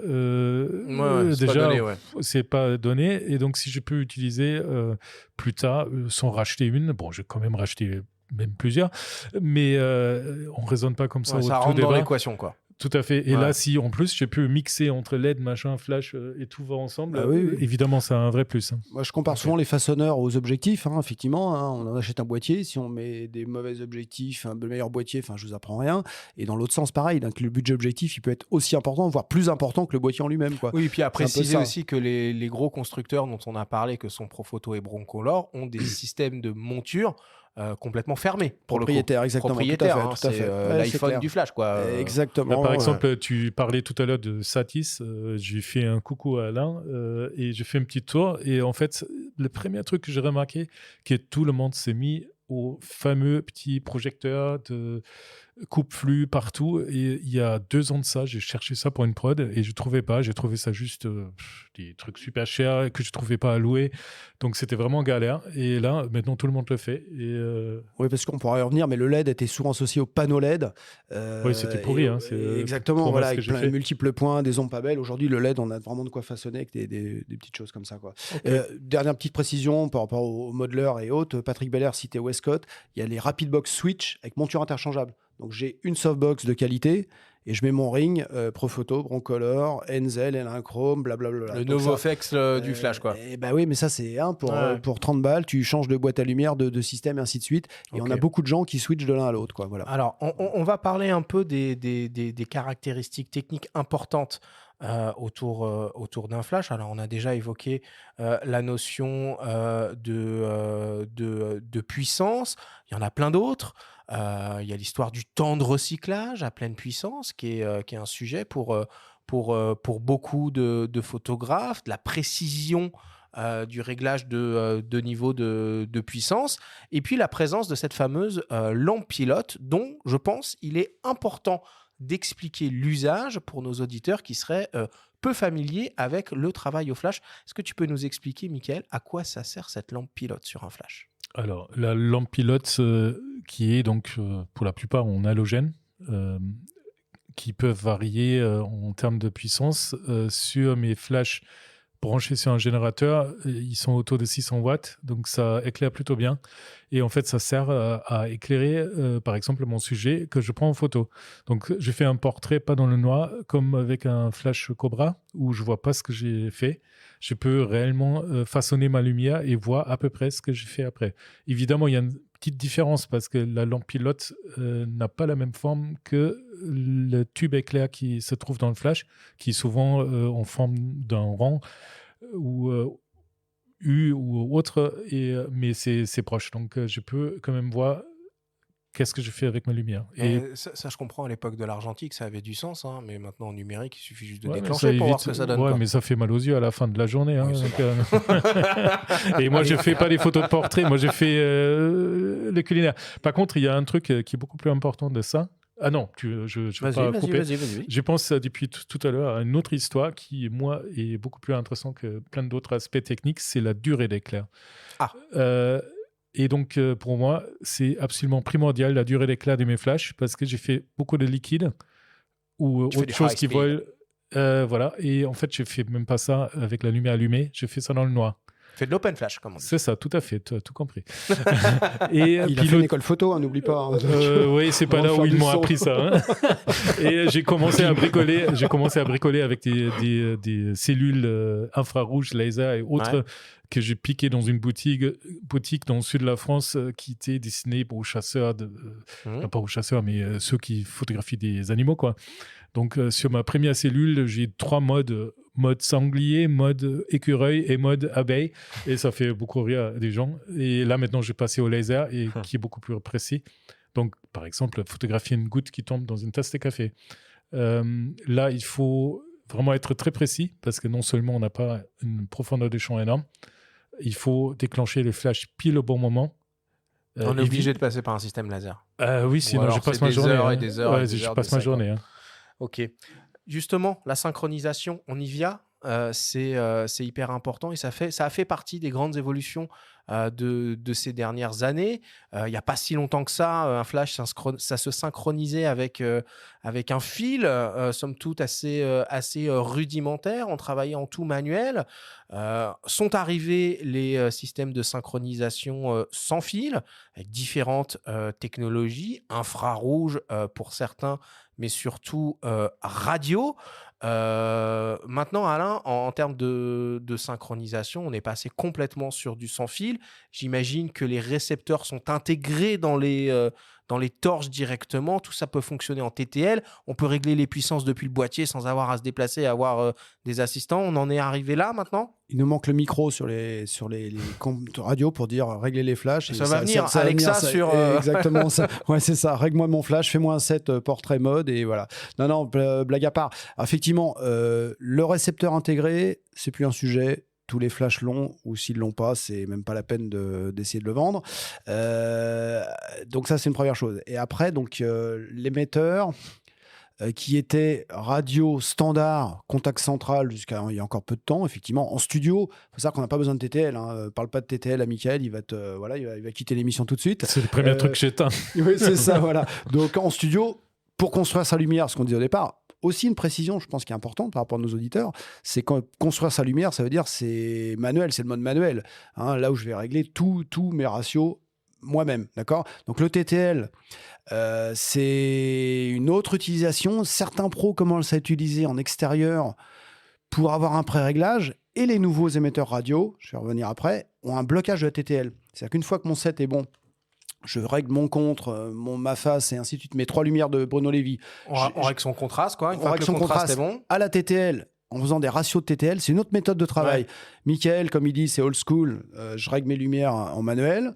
Sans valeur, hein. Le old school me va très bien, qu'on soit d'accord. Non, ça va, il est encore là. La gestion du TTL avec les ratios, peut être aussi une méthode intéressante. Mais est-ce que c'est multimarque vraiment? Alors, donc je finis sur la TTL, on peut la bloquer. D'accord. Ouais. Une fois que mon set il est propre, que j'ai mon contre comme je veux, mon arrière-plan, je bloque ma TTL et là tout ce que je fais après c'est bon. Multimarque, non chez Godox, oui chez Westcott. D'accord. Donc en gros Godox, un émetteur par marque de boîtier. Donc je suis en jaune ou en rouge, bah, j'ai 2 émetteurs. Chez Westcott, j'ai un émetteur multimarque où je switch sur un petit menu, quoi. Donc ça c'est plutôt bien. Et ça me permet effectivement d'avoir 2 marques de boîtier, de le prêter à un copain, d'avoir, enfin voilà, tout un tas de choses où je suis multimarque. D'accord.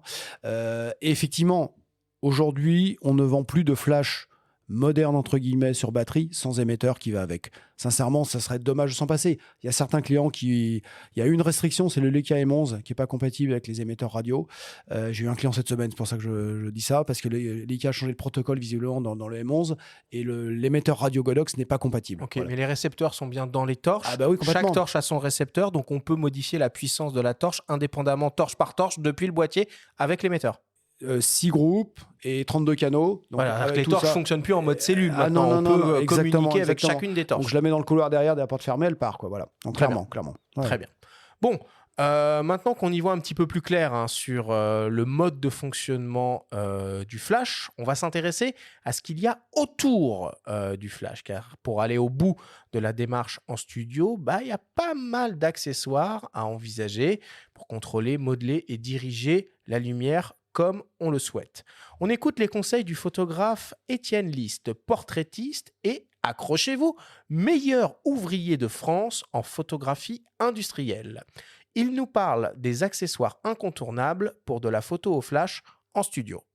Dans les indispensables, moi je pense qu'on peut principalement dire qu'au-delà de la source de lumière, il y a les façonneurs de lumière qui sont devant le flash, hein, qui peuvent être tout aussi bien des boîtes que des strip lights, que des bols beauté, que des bols standards, mais aussi des réflecteurs. Parce que même si on est en studio, dans la nature, il y a qu'un seul soleil. Donc, moi, j'ai pris vraiment pour l'habitude d'éclairer mon sujet. Je parle pas du fond de ma photo, mais bien mon sujet avec une lumière principale et pas avoir de lumière de face. Donc, souvent, le réflecteur me permet de combler, on va dire, la densité, la profondeur de l'ombre. Moi, j'utilise toute une gamme de réflecteurs et ça va du panneau, en effet, en polystyrène qui est peint en noir d'un côté et en blanc de l'autre, pour avoir, un panneau qui a une taille humaine jusqu'à 2 mètres de haut et 1,20 mètre de large, quoi. Et dernièrement, j'ai fait l'acquisition d'un highlighter. Alors ça, c'est un réflecteur qui se positionne donc en dessous du modèle et qui permet de rééclairer efficacement l'iris du modèle. Voilà. Sinon, j'aime beaucoup utiliser le dépron. Donc le dépron, c'est un polystyrène qui est extrudé et qui se trouve dans des magasins de bricolage, quoi, qui est une feuille qui fait 3 mm. Parce que non seulement elle peut se tordre dans tous les sens, elle peut se découper très facilement. Donc ça, c'est pour des petits objets ou de la publicité ou des choses comme ça, mais elle peut aussi se poser par terre. J'utilise principalement 2 fonds qui sont le fond gris neutre ou gris moyen ou gris à 18% de réflexion, gris Kodak, il a plusieurs noms, et un fond blanc. Et à partir de ces 2 bases-là, j'arrive pratiquement à faire toutes les couleurs du spectre lumineux en utilisant des gélatines de couleur. Après, toute la difficulté, c'est de pouvoir séparer la lumière qui éclaire le fond de la lumière qui éclaire le sujet. Parce que quand elle bave sur le sujet, alors parfois c'est volontaire et parfois ça l'est moins. Et en effet, la séparer, ça veut dire d'avoir soit de la place, soit poser des grilles devant les boîtes pour pouvoir vraiment diriger le flux lumineux à un endroit et qui bave le moins possible sur le reste de la pièce. Alors, on remercie évidemment Étienne pour ses précieux conseils. Et je précise d'ailleurs qu'il organise des formations autour de la lumière via la société Ama conseils. Alors finalement, quand on écoute le témoignage d'Étienne, on comprend qu'il y a différentes familles de modeleurs de lumière et que finalement, on est toujours un peu dans ces considérations de lumière dure, de lumière diffuse, d'éclairage direct, d'éclairage indirect avec de la réflexion et qu'il y a beaucoup finalement de bidouilles et de bricolage quand on est dans un studio. Tu confirmes, Michael ? Totalement. Alors, moi, je travaille beaucoup avec, comme il décrit, des polystyrènes, des cartons-plumes, des petits miroirs. J'ai des petits mini-bras qui tiennent tous ces trucs-là, tous ces petits mondes. Donc, j'ai un flash principal qui est ma lumière principale qui vient assez souvent d'arrière gauche. C'est un grand spot Fresnel. Okay. Et j'ai fait rebondir la lumière avec donc ces petits jeux de réflecteurs et miroirs. Et du coup, pour gérer quand même après tout un peu le contraste de mon image, j'ai une boîte à lumière qui est en girafe au-dessus. Donc celui-là, il est branché sur un générateur, tout simplement pour une facilité de commande, de ne pas grimper sur une échelle pour aller là-haut. Et effectivement, tout ça, c'est un équilibre entre les différents réflecteurs, différentes lumières, mais très souvent, je travaille avec 2 sources de lumière. Ok.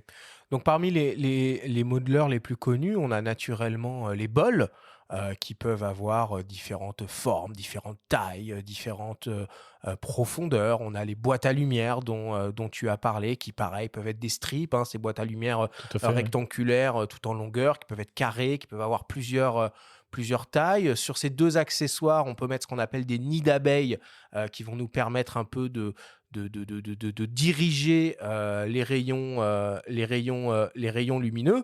Mais bon, tout ça, voilà, ça prend de la place, ça a un certain poids, et puis ça a tendance un peu à modifier l'équilibre. Et du coup, Alain, je me tourne vers toi. Pas non plus complètement sous-estimer l'importance du pied d'éclairage. Et généralement, les petits pieds qui sont livrés en kit, tout léger, tout pourri, c'est pas très très sérieux tout ça, non ? Effectivement, ça paraît anodin, ça fait pas rêver, mais c'est important. Mais c'est important. Et de mettre 80 € au lieu de 50 dans un pied, ça peut sauver un tube éclair, ça a un flash qui tombe et ainsi de suite, quoi. Donc nous, on a créé notre propre marque il y a quelques années avec l'aide d'un expert en pied, on va dire. Et ça existe, voilà, ça existe encore sur le marché. Donc on a une marque Focusline qu'on fait fabriquer avec des pieds sérieux, solides. Ça paraît anodin, comme je dis, mais c'est important. Voilà. Et effectivement, aussi d'avoir les pièces, tout simplement, parce que des pièces à s'use, tout simplement, de trouver la petite vis. On a beaucoup de gens qui passent chez nous, hop, on met la vis et c'est reparti, quoi. C'est un arrêt au stand, quoi. Donc voilà, effectivement, ça c'est une composante essentielle du studio. Comme la girafe, mais je crois qu'on va en parler après, quoi. Ouais. C'est une sorte de pied qui permet de positionner d'ailleurs des têtes au-dessus du sujet sans les voir. Ou les rails au plafond. Sans les voir dans le cadre. Les rails au plafond, c'est moins tendance. Ça se fait encore, les rails au plafond. C'est terminé, ça, les gars. Ça fait, avec les tire-bouchons, là. Ça se fait encore. Ça, c'est génial, mais génial. Non, alors, ça fait rêver. Encore une fois, c'est un peu l'icône du studio, mais c'est tellement compliqué à installer. Nature du plafond, sécurité haute. Ça coûte une blinde en plus, quoi. Alors, ça coûte une blinde. Et j'ai comme une histoire, moi, de quelqu'un qui se l'est installé sur du faux plafond en placo. Le truc, il est tombé. Donc, il y a quand même un petit côté, il faut faire attention avec ça, quoi. Et comme je dis souvent à beaucoup de clients qui rêvent de rail au plafond, plus rien au sol, tous les studios de mode, les studios de loc, les grands studios, ils n'ont pas de rail au plafond. Tout est sur pied, tout est sur poli et autres. Et le bricolage reste la norme en studio, y compris avec des pieds qui peuvent être sur roulette, qui peuvent être plus ou moins dimensionnés, mais voilà, quoi.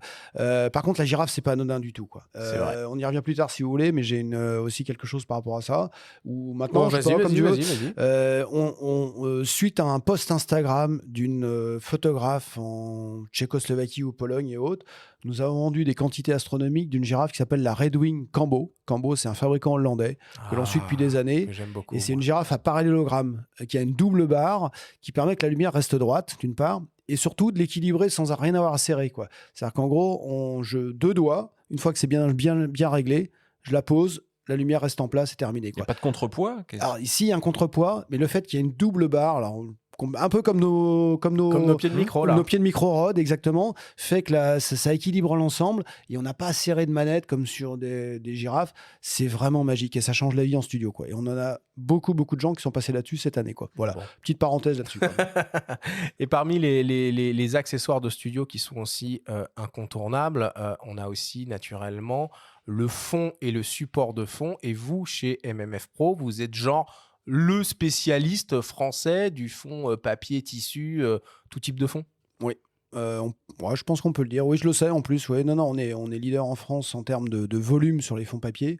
On a un stock permanent de 2500 fonds à peu près à Pantin. Voilà. C'est quoi l'avantage du fond papier par rapport au fond tissu? Ce qu'on pourrait se dire, ça fait du gâchis, machin, truc bidule, c'est lourd. Alors encore une fois, si on ouvre le spectre du fond, je pense que Mickaël utilise pratiquement pas de fond. C'est un mauvais client en fond, on va dire. Parce que oui, j'achète un par an, grand max. Oui, c'est ça, voilà, un par an. À l'opposé, les meilleurs clients sont sur les sociétés d'e-commerce. Aujourd'hui, il y a beaucoup de production Internet pour les chaussures, les fringues, enfin, je vous apprends rien. Donc, e-commerce, gros consommateur de fonds. L'intérêt, c'est qu'on a toujours un fond propre, on coupe. Dans la mode, dans les studios de location également, il y a beaucoup de fonds comme ça. Donc, on a toujours propre. C'est du papier, donc si on le met dans la poubelle jaune, c'est recyclable. Ça paraît anodin, mais bon, voilà. Il y a une usine dans le monde qui est en Arizona, qui, je pense, se sert dans les grands parcs américains des arbres.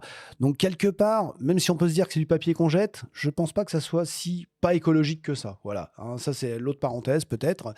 Donc, ça, le fond papier studio, lisse. On fait un cyclo, en fait, ce qu'on appelle un cyclo, c'est le côté arrondi où je vois pas mon raccord entre le sol et le mur.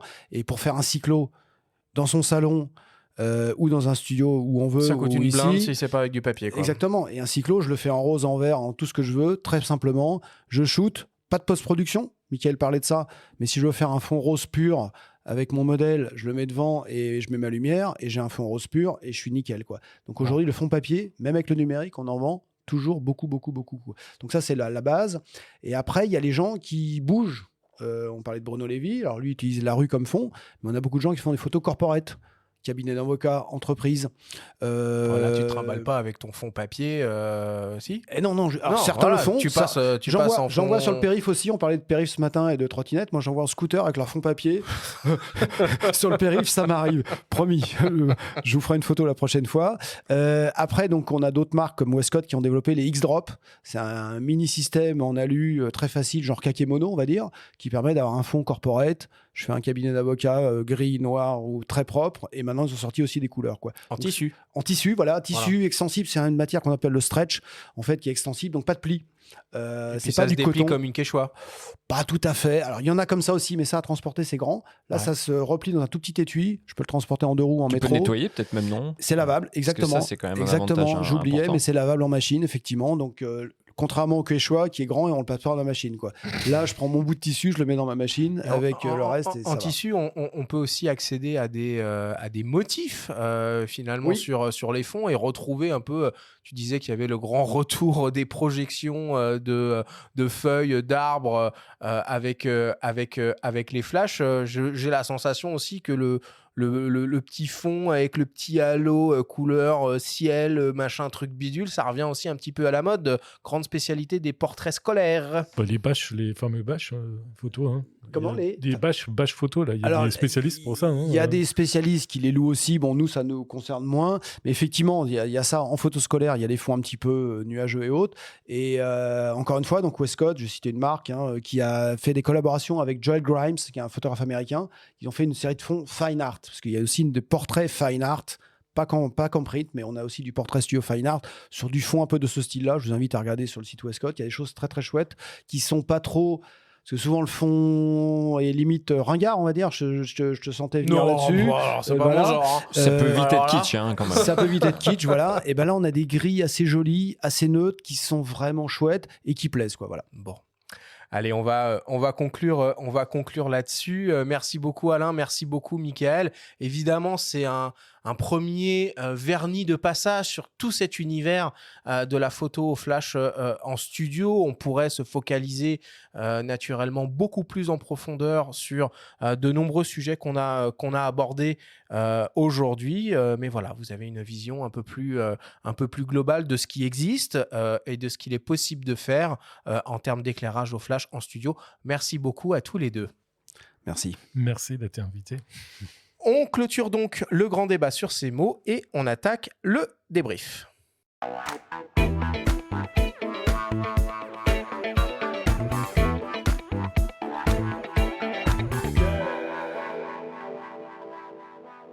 Nous sommes toujours avec Alain Quintin de la société MMF Pro et le photographe Michael Hirsch pour notre grande émission dédiée à la lumière du flash en studio. C'est le moment du débrief qui vous est présenté cette semaine par ipln.fr, le spécialiste photo et vidéo. Alain, Michael, si on devait essayer de résumer et de synthétiser en quelques minutes tout ce que l'on s'est dit pendant cette émission. Première question pour toi, Alain. Pourquoi la lumière au flash s'est imposée dans la pratique de la photo professionnelle en studio pour de la nature morte et du portrait ? Comme ça, alors pourquoi le flash s'est imposé dans la nature morte ou... Alors, ça me revient aussi, un de tes confrères, Michael, qui s'appelle Olivier Foulon, c'est quelqu'un que j'aime beaucoup aussi, dans mes copains photographes, un jour a fait des essais entre le LED et le flash, et il me disait qu'il avait une meilleure netteté au flash, quoi. Donc je pense que... Alors, c'est subtil, hein, ce genre de choses, mais la netteté intrinsèque reste meilleure au flash. Voilà. Mais voilà. Affaire de spécialiste. Est-ce qu'on le voit après sur une taille d'écran d'iPhone une fois sur les réseaux ? J'en sais rien. Ça, je suis pas convaincu, quoi. Voilà. Bon, après, tout ce que vient de dire Michael, avec figer le mouvement si on fait du liquide, la mode, figer, enfin voilà, qu'il y a une fille qui saute et hop, voilà, tout ça reste quand même un point important, quoi. Michael, comment tu définirais le travail de l'éclairage au flash en studio ? Quelqu'un qui n'y connaît absolument rien. Pour moi, c'est reproduire un peu la nature et mon aperçu de la nature en termes d'éclairage. Un jeu de lumière, d'ombre et valoriser un produit ou autre chose. Et quel conseil on pourrait donner à quelqu'un qui voudrait se lancer, parce que ça on n'en a pas trop parlé, mais quelqu'un qui voudrait concevoir son premier studio, Alain ? Alors, nous, tous les jours, on a des appels. Enfin, tous les jours, voilà, c'est notre métier aussi de conseiller nos clients, conseiller aussi nos partenaires, magasins, revendeurs. On a vraiment des gens en région partout qui ont des demandes très différentes. Et effectivement, la première question, c'est quel usage, qu'est-ce qu'on va faire avec et autres, quoi. Si on parle de portrait, puisqu'on était un peu dans cette thématique-là aujourd'hui, mon premier studio, je suis bien équipé en boîtier réflexe ou autre, j'ai envie de faire un peu de studio, ça peut être de la nature morte ou du portrait. Un kit de 2 flash 400 joules, pas sur batterie, pour être plus accessible, parce qu'en fait, il y a un aspect prix quand même important. On fait un kit, nous par exemple, hein, qu'on a lancé là, après le salon de la photo, à 639 € TTC, d'accord, dans lequel vous avez 2 flash Godox DP400, lampe pilote LED, des flashs sérieux, d'accord, des pieds, comme disait Arthur, qui sont pas extraordinaires, qu'on peut changer pour après, voilà, 2 softbox 60-90, une radio de déclenchement, un support de fond et un fond papier 1m36. Et avec ça, je peux faire un premier studio. Voilà, ma petite fille, ma copine, un modèle qui fait un créateur de bijoux, de mode, qui veut faire ça. On peut presque tout faire avec ça. Si j'ai un boîtier récent, j'ai presque tout pour travailler. J'ai pas les super façonneurs dont parlait Michael avec des grilles et autres. J'ai 2 softbox. Non, mais ça vient après, une troisième lumière, tout ça. Exactement, voilà, tout à fait. On peut évoluer, quoi. Donc ça, c'est un exemple. Hein, voilà. C'est vraiment quelque chose qui est vendu dans les magasins un peu partout, comme premier studio, ou aussi entreprise, quoi. Hein, beaucoup d'entreprises s'équipent pour faire la petite photo. Je peux juste répondre un peu. En fait, pour la nature morte, j'ai même pas besoin des boîtes à lumière pour le début, parce que ce que j'ai dit, j'ai donné des cours à une école photo, de fabriquer soi-même des choses. On prend un cadre en bois de 1 mètre sur 1 mètre et on prend la graffeuse et on met du translume dessus, du papier calque, quoi. Et ça fait une boîte à lumière, quoi, hein, si on veut. Je suis pas sûr, je te réinvite la prochaine fois. Mais c'est fair play. Les petits snoots en aluminium et tout. Mais j'utilise plutôt un réflecteur qui coûte cher aussi. Hein. Alors non, ça et le translume, ce que tu as cité, ça coûte très cher aussi. C'est super, c'est une super matière. S'il y avait un outil à acheter pour au départ, c'est un rouleau de translume.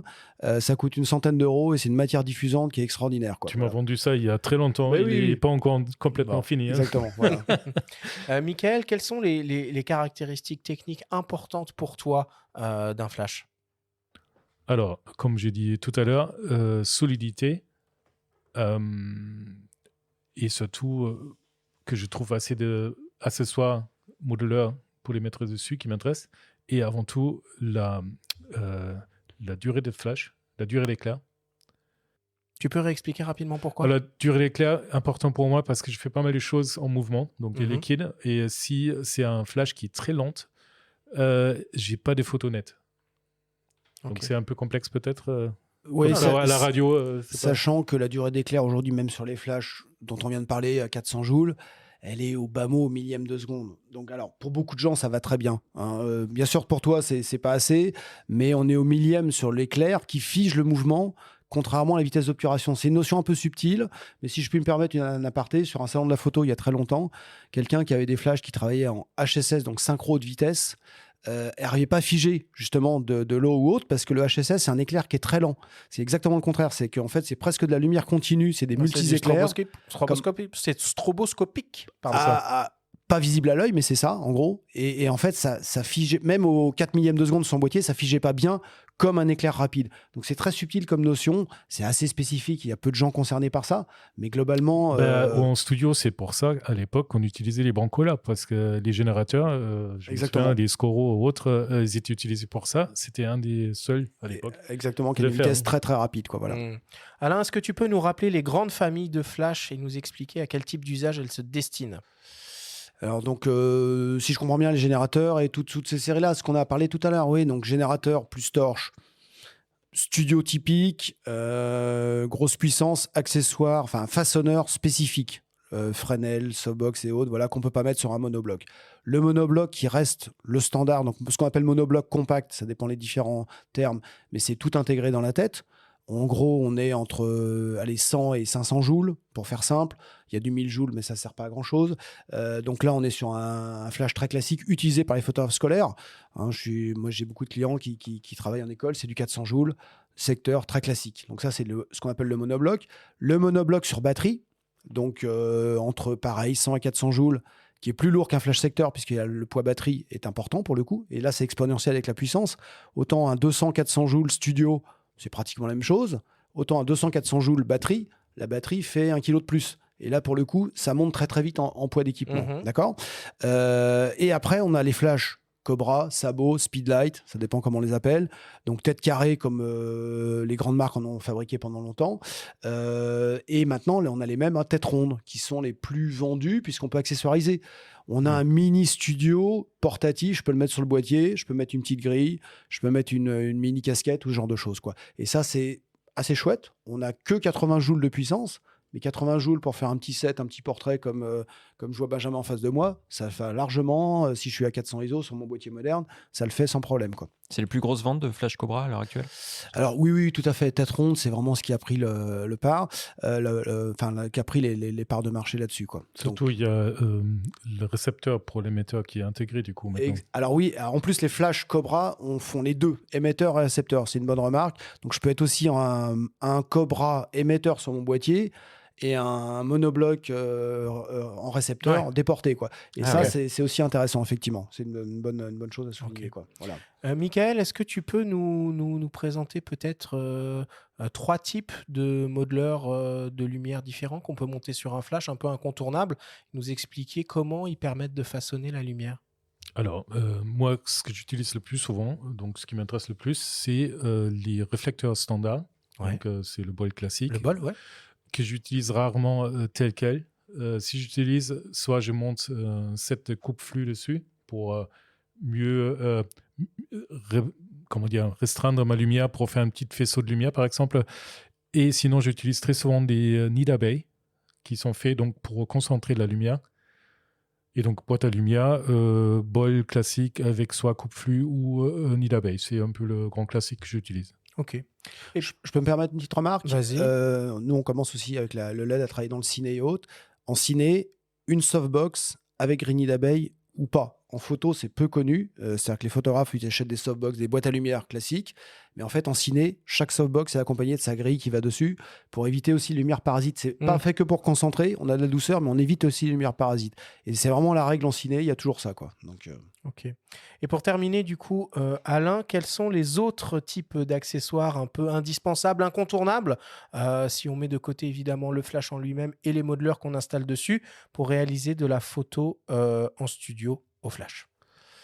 On pense tout de suite réflecteurs. Hein. Je crois qu'Étienne en a parlé dans la capsule aussi et autres. Donc les réflecteurs, Michael aussi. Alors effectivement, il y a le DIY, je sais pas comment on dit. Do it yourself. Do it yourself avec le DIY. DIY, pardon, excuse-moi, avec le poly, le dépron et tout genre de choses. Ça marche très bien. Ça fait des années que tout le monde utilise ça. Donc il existe aussi des trucs tout prévus.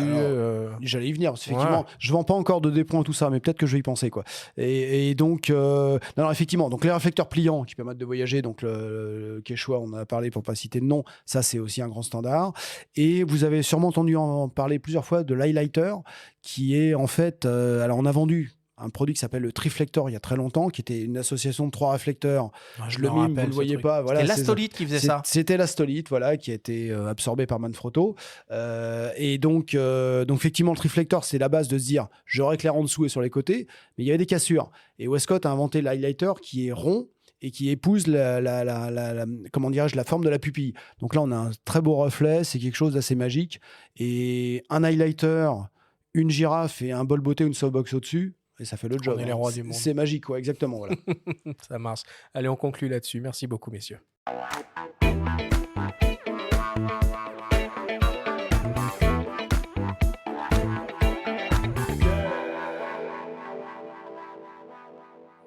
Il est temps de passer à la dernière partie de cette émission et d'attaquer le traditionnel quiz.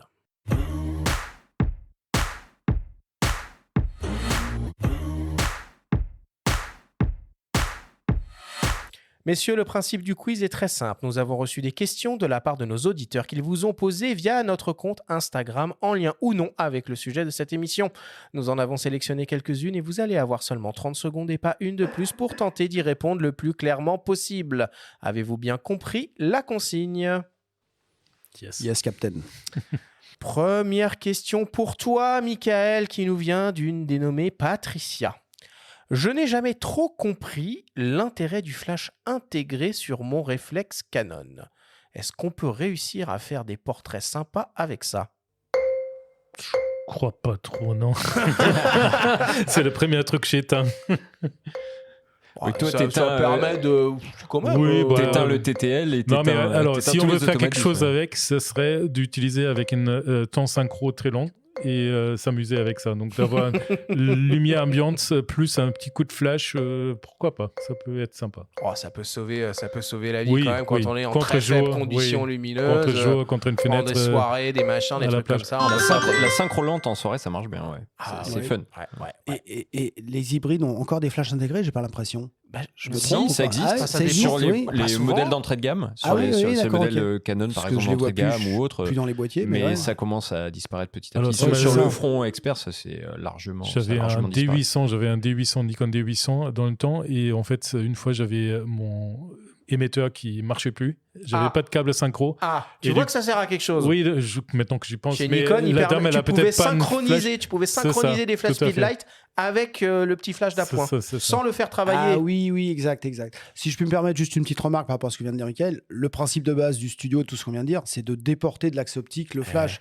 C'est pour répondre à Patricia, et en fait la qualité de la lumière vient quand on déporte. Donc à partir du moment où c'est dans l'axe optique, voilà. Et peut-être pour compléter la réponse à Patricia, sur des modèles Canon d'entrée de gamme type 650D ou autre, des réflexes, on pouvait aussi faire du flash déporté à partir du petit flash interne. D'accord, ok. Deuxième question pour toi, Alain, qui nous vient de Alexis Toureau. Quel est le budget nécessaire pour une paire de flash, le bon rapport qualité-prix ? Alors, ça dépend quelle casquette je prends. Mais si je suis honnête Sois honnête. Et comme je l'ai toujours été, je crois. Allez, longtemps on était à 1500 € du temps des produits européens qu'on vendait, voilà, un classique. Et aujourd'hui, si on fait les ratios, tout ce qu'on a dit avant, on est autour de 500-600 €. On a 2 flash 400 joules. En studio, je parle pas sur batterie. On a une radio, c'est le kit dont je parlais tout à l'heure, à 639 € avec support de fond. Sans support de fond, il est à moins de 600 €. Et on a de quoi travailler avec tout ça, de quoi s'amuser, d'apprendre surtout. Parce qu'une notion importante qu'on oublie aujourd'hui, c'est le flashmètre, on n'en a pas parlé, mais mesure de l'éclair du flash. Ouais. Bien sûr, ça te paraît old school. Deux choses. Oui, pour mesurer la lumière incidente, etc. Mais c'est ultra important ça, le flashmètre. Même si tu t'en sers pas, ça te permet de comprendre ce que tu fais. Ouais. Aujourd'hui, je vois beaucoup de gens qui ne comprennent pas la lumière et je pense que simplement le côté pédagogique du flashmètre a un vrai intérêt, quoi. Ça marche. Troisième question pour toi, Michael, qui nous vient de Amourinerie Erso. Avec quoi commencer justement l'apprentissage du flash? Tu mets ta Des casquette sujets- de professeur, là. Du sujet simple, je pense faire des portraits, ça c'est très bien. C'est plaisant en plus, on prend toute sa famille en photo.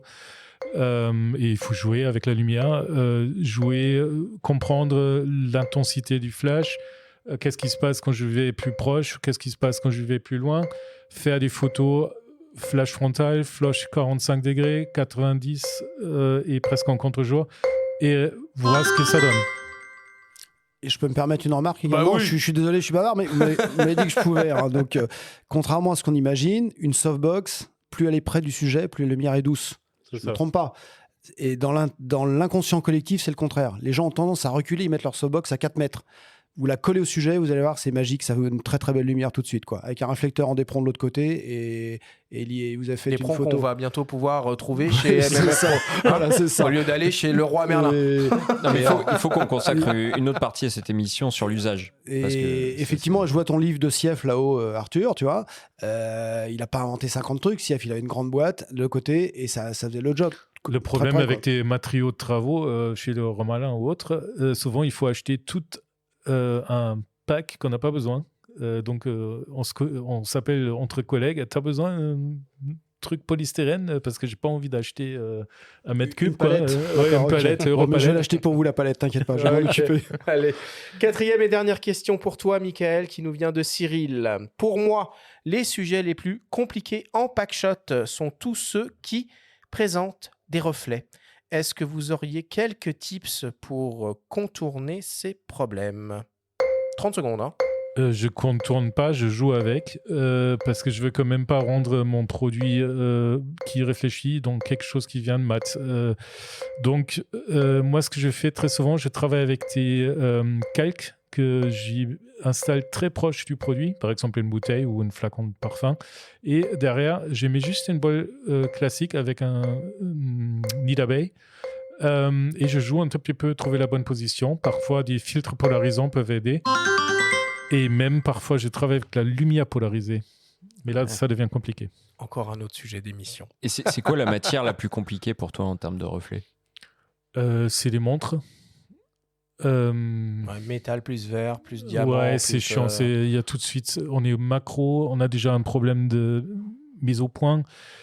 On voit tout de suite la poussière. Une fois qu'on a tout installé, on n'a presque plus d'accès au produit. On ne voit même plus où il est dans le schmilblick de son setup. Donc ça, oui, ça c'est très compliqué après. Ok. Allez, on conclut le quiz là-dessus. Merci à vous deux.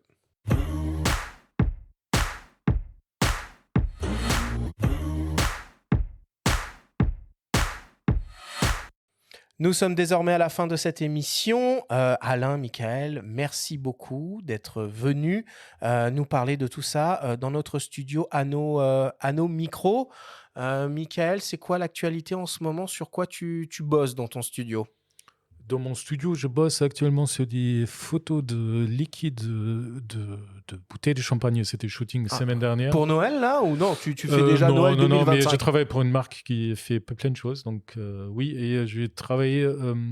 Il fallait faire ressortir la lumière, l'impression en UV sur une coiffe de champagne. Ok. Et ça, c'était pas évident. J'avais un souvenir de ça en argentique. Ça a réellement foiré à l'époque parce que c'était pas évident. Mais là, avec le numérique, quand même, c'était plus facile. Bon. Merci en tout cas d'être venu à nos micros. Alain, l'actualité de MMF Pro, donc bientôt 40 ans, mais à part ça? Eh bien, préparer 2024. Chaque année, il y a de nouveaux challenges. Il y a les technologies qui évoluent aussi chez nous. Là, on sort du Satis, donc on est dans un autre marché qui est le LED haute puissance. Donc on visite, on rencontre des nouveaux acteurs qui changent du métier de photographe. Mais voilà, tout ça, ça se mixe et autres. Donc c'est ça. C'est les challenges de l'année prochaine. Sur quoi on va, vers quel produit, quelle marque, et ainsi de suite, quoi. Ça marche. Merci d'être venu, Alain, à nos micros. Et puis, je pense qu'on aura l'occasion de reparler lumière et éclairage avec toi dans le futur. La semaine prochaine, pour terminer en beauté la saison 7 du podcast Faut pas pousser les ISO, on vous propose 2 rendez-vous. Mardi, pour commencer avec une émission spéciale SanDisk dédiée aux problématiques de sauvegarde photo et vidéo sur le terrain. On va retrouver Sébastien Marignani de la boutique Sélection Photo Vidéo et le photographe Baptiste Jaya. Et puis jeudi, pour la dernière émission de la saison, avec un très beau Au coin du feu, en présence du photographe Sacha Goldberger. Merci à tous de nous avoir écoutés. Prenez soin de vous et on se retrouve mardi prochain.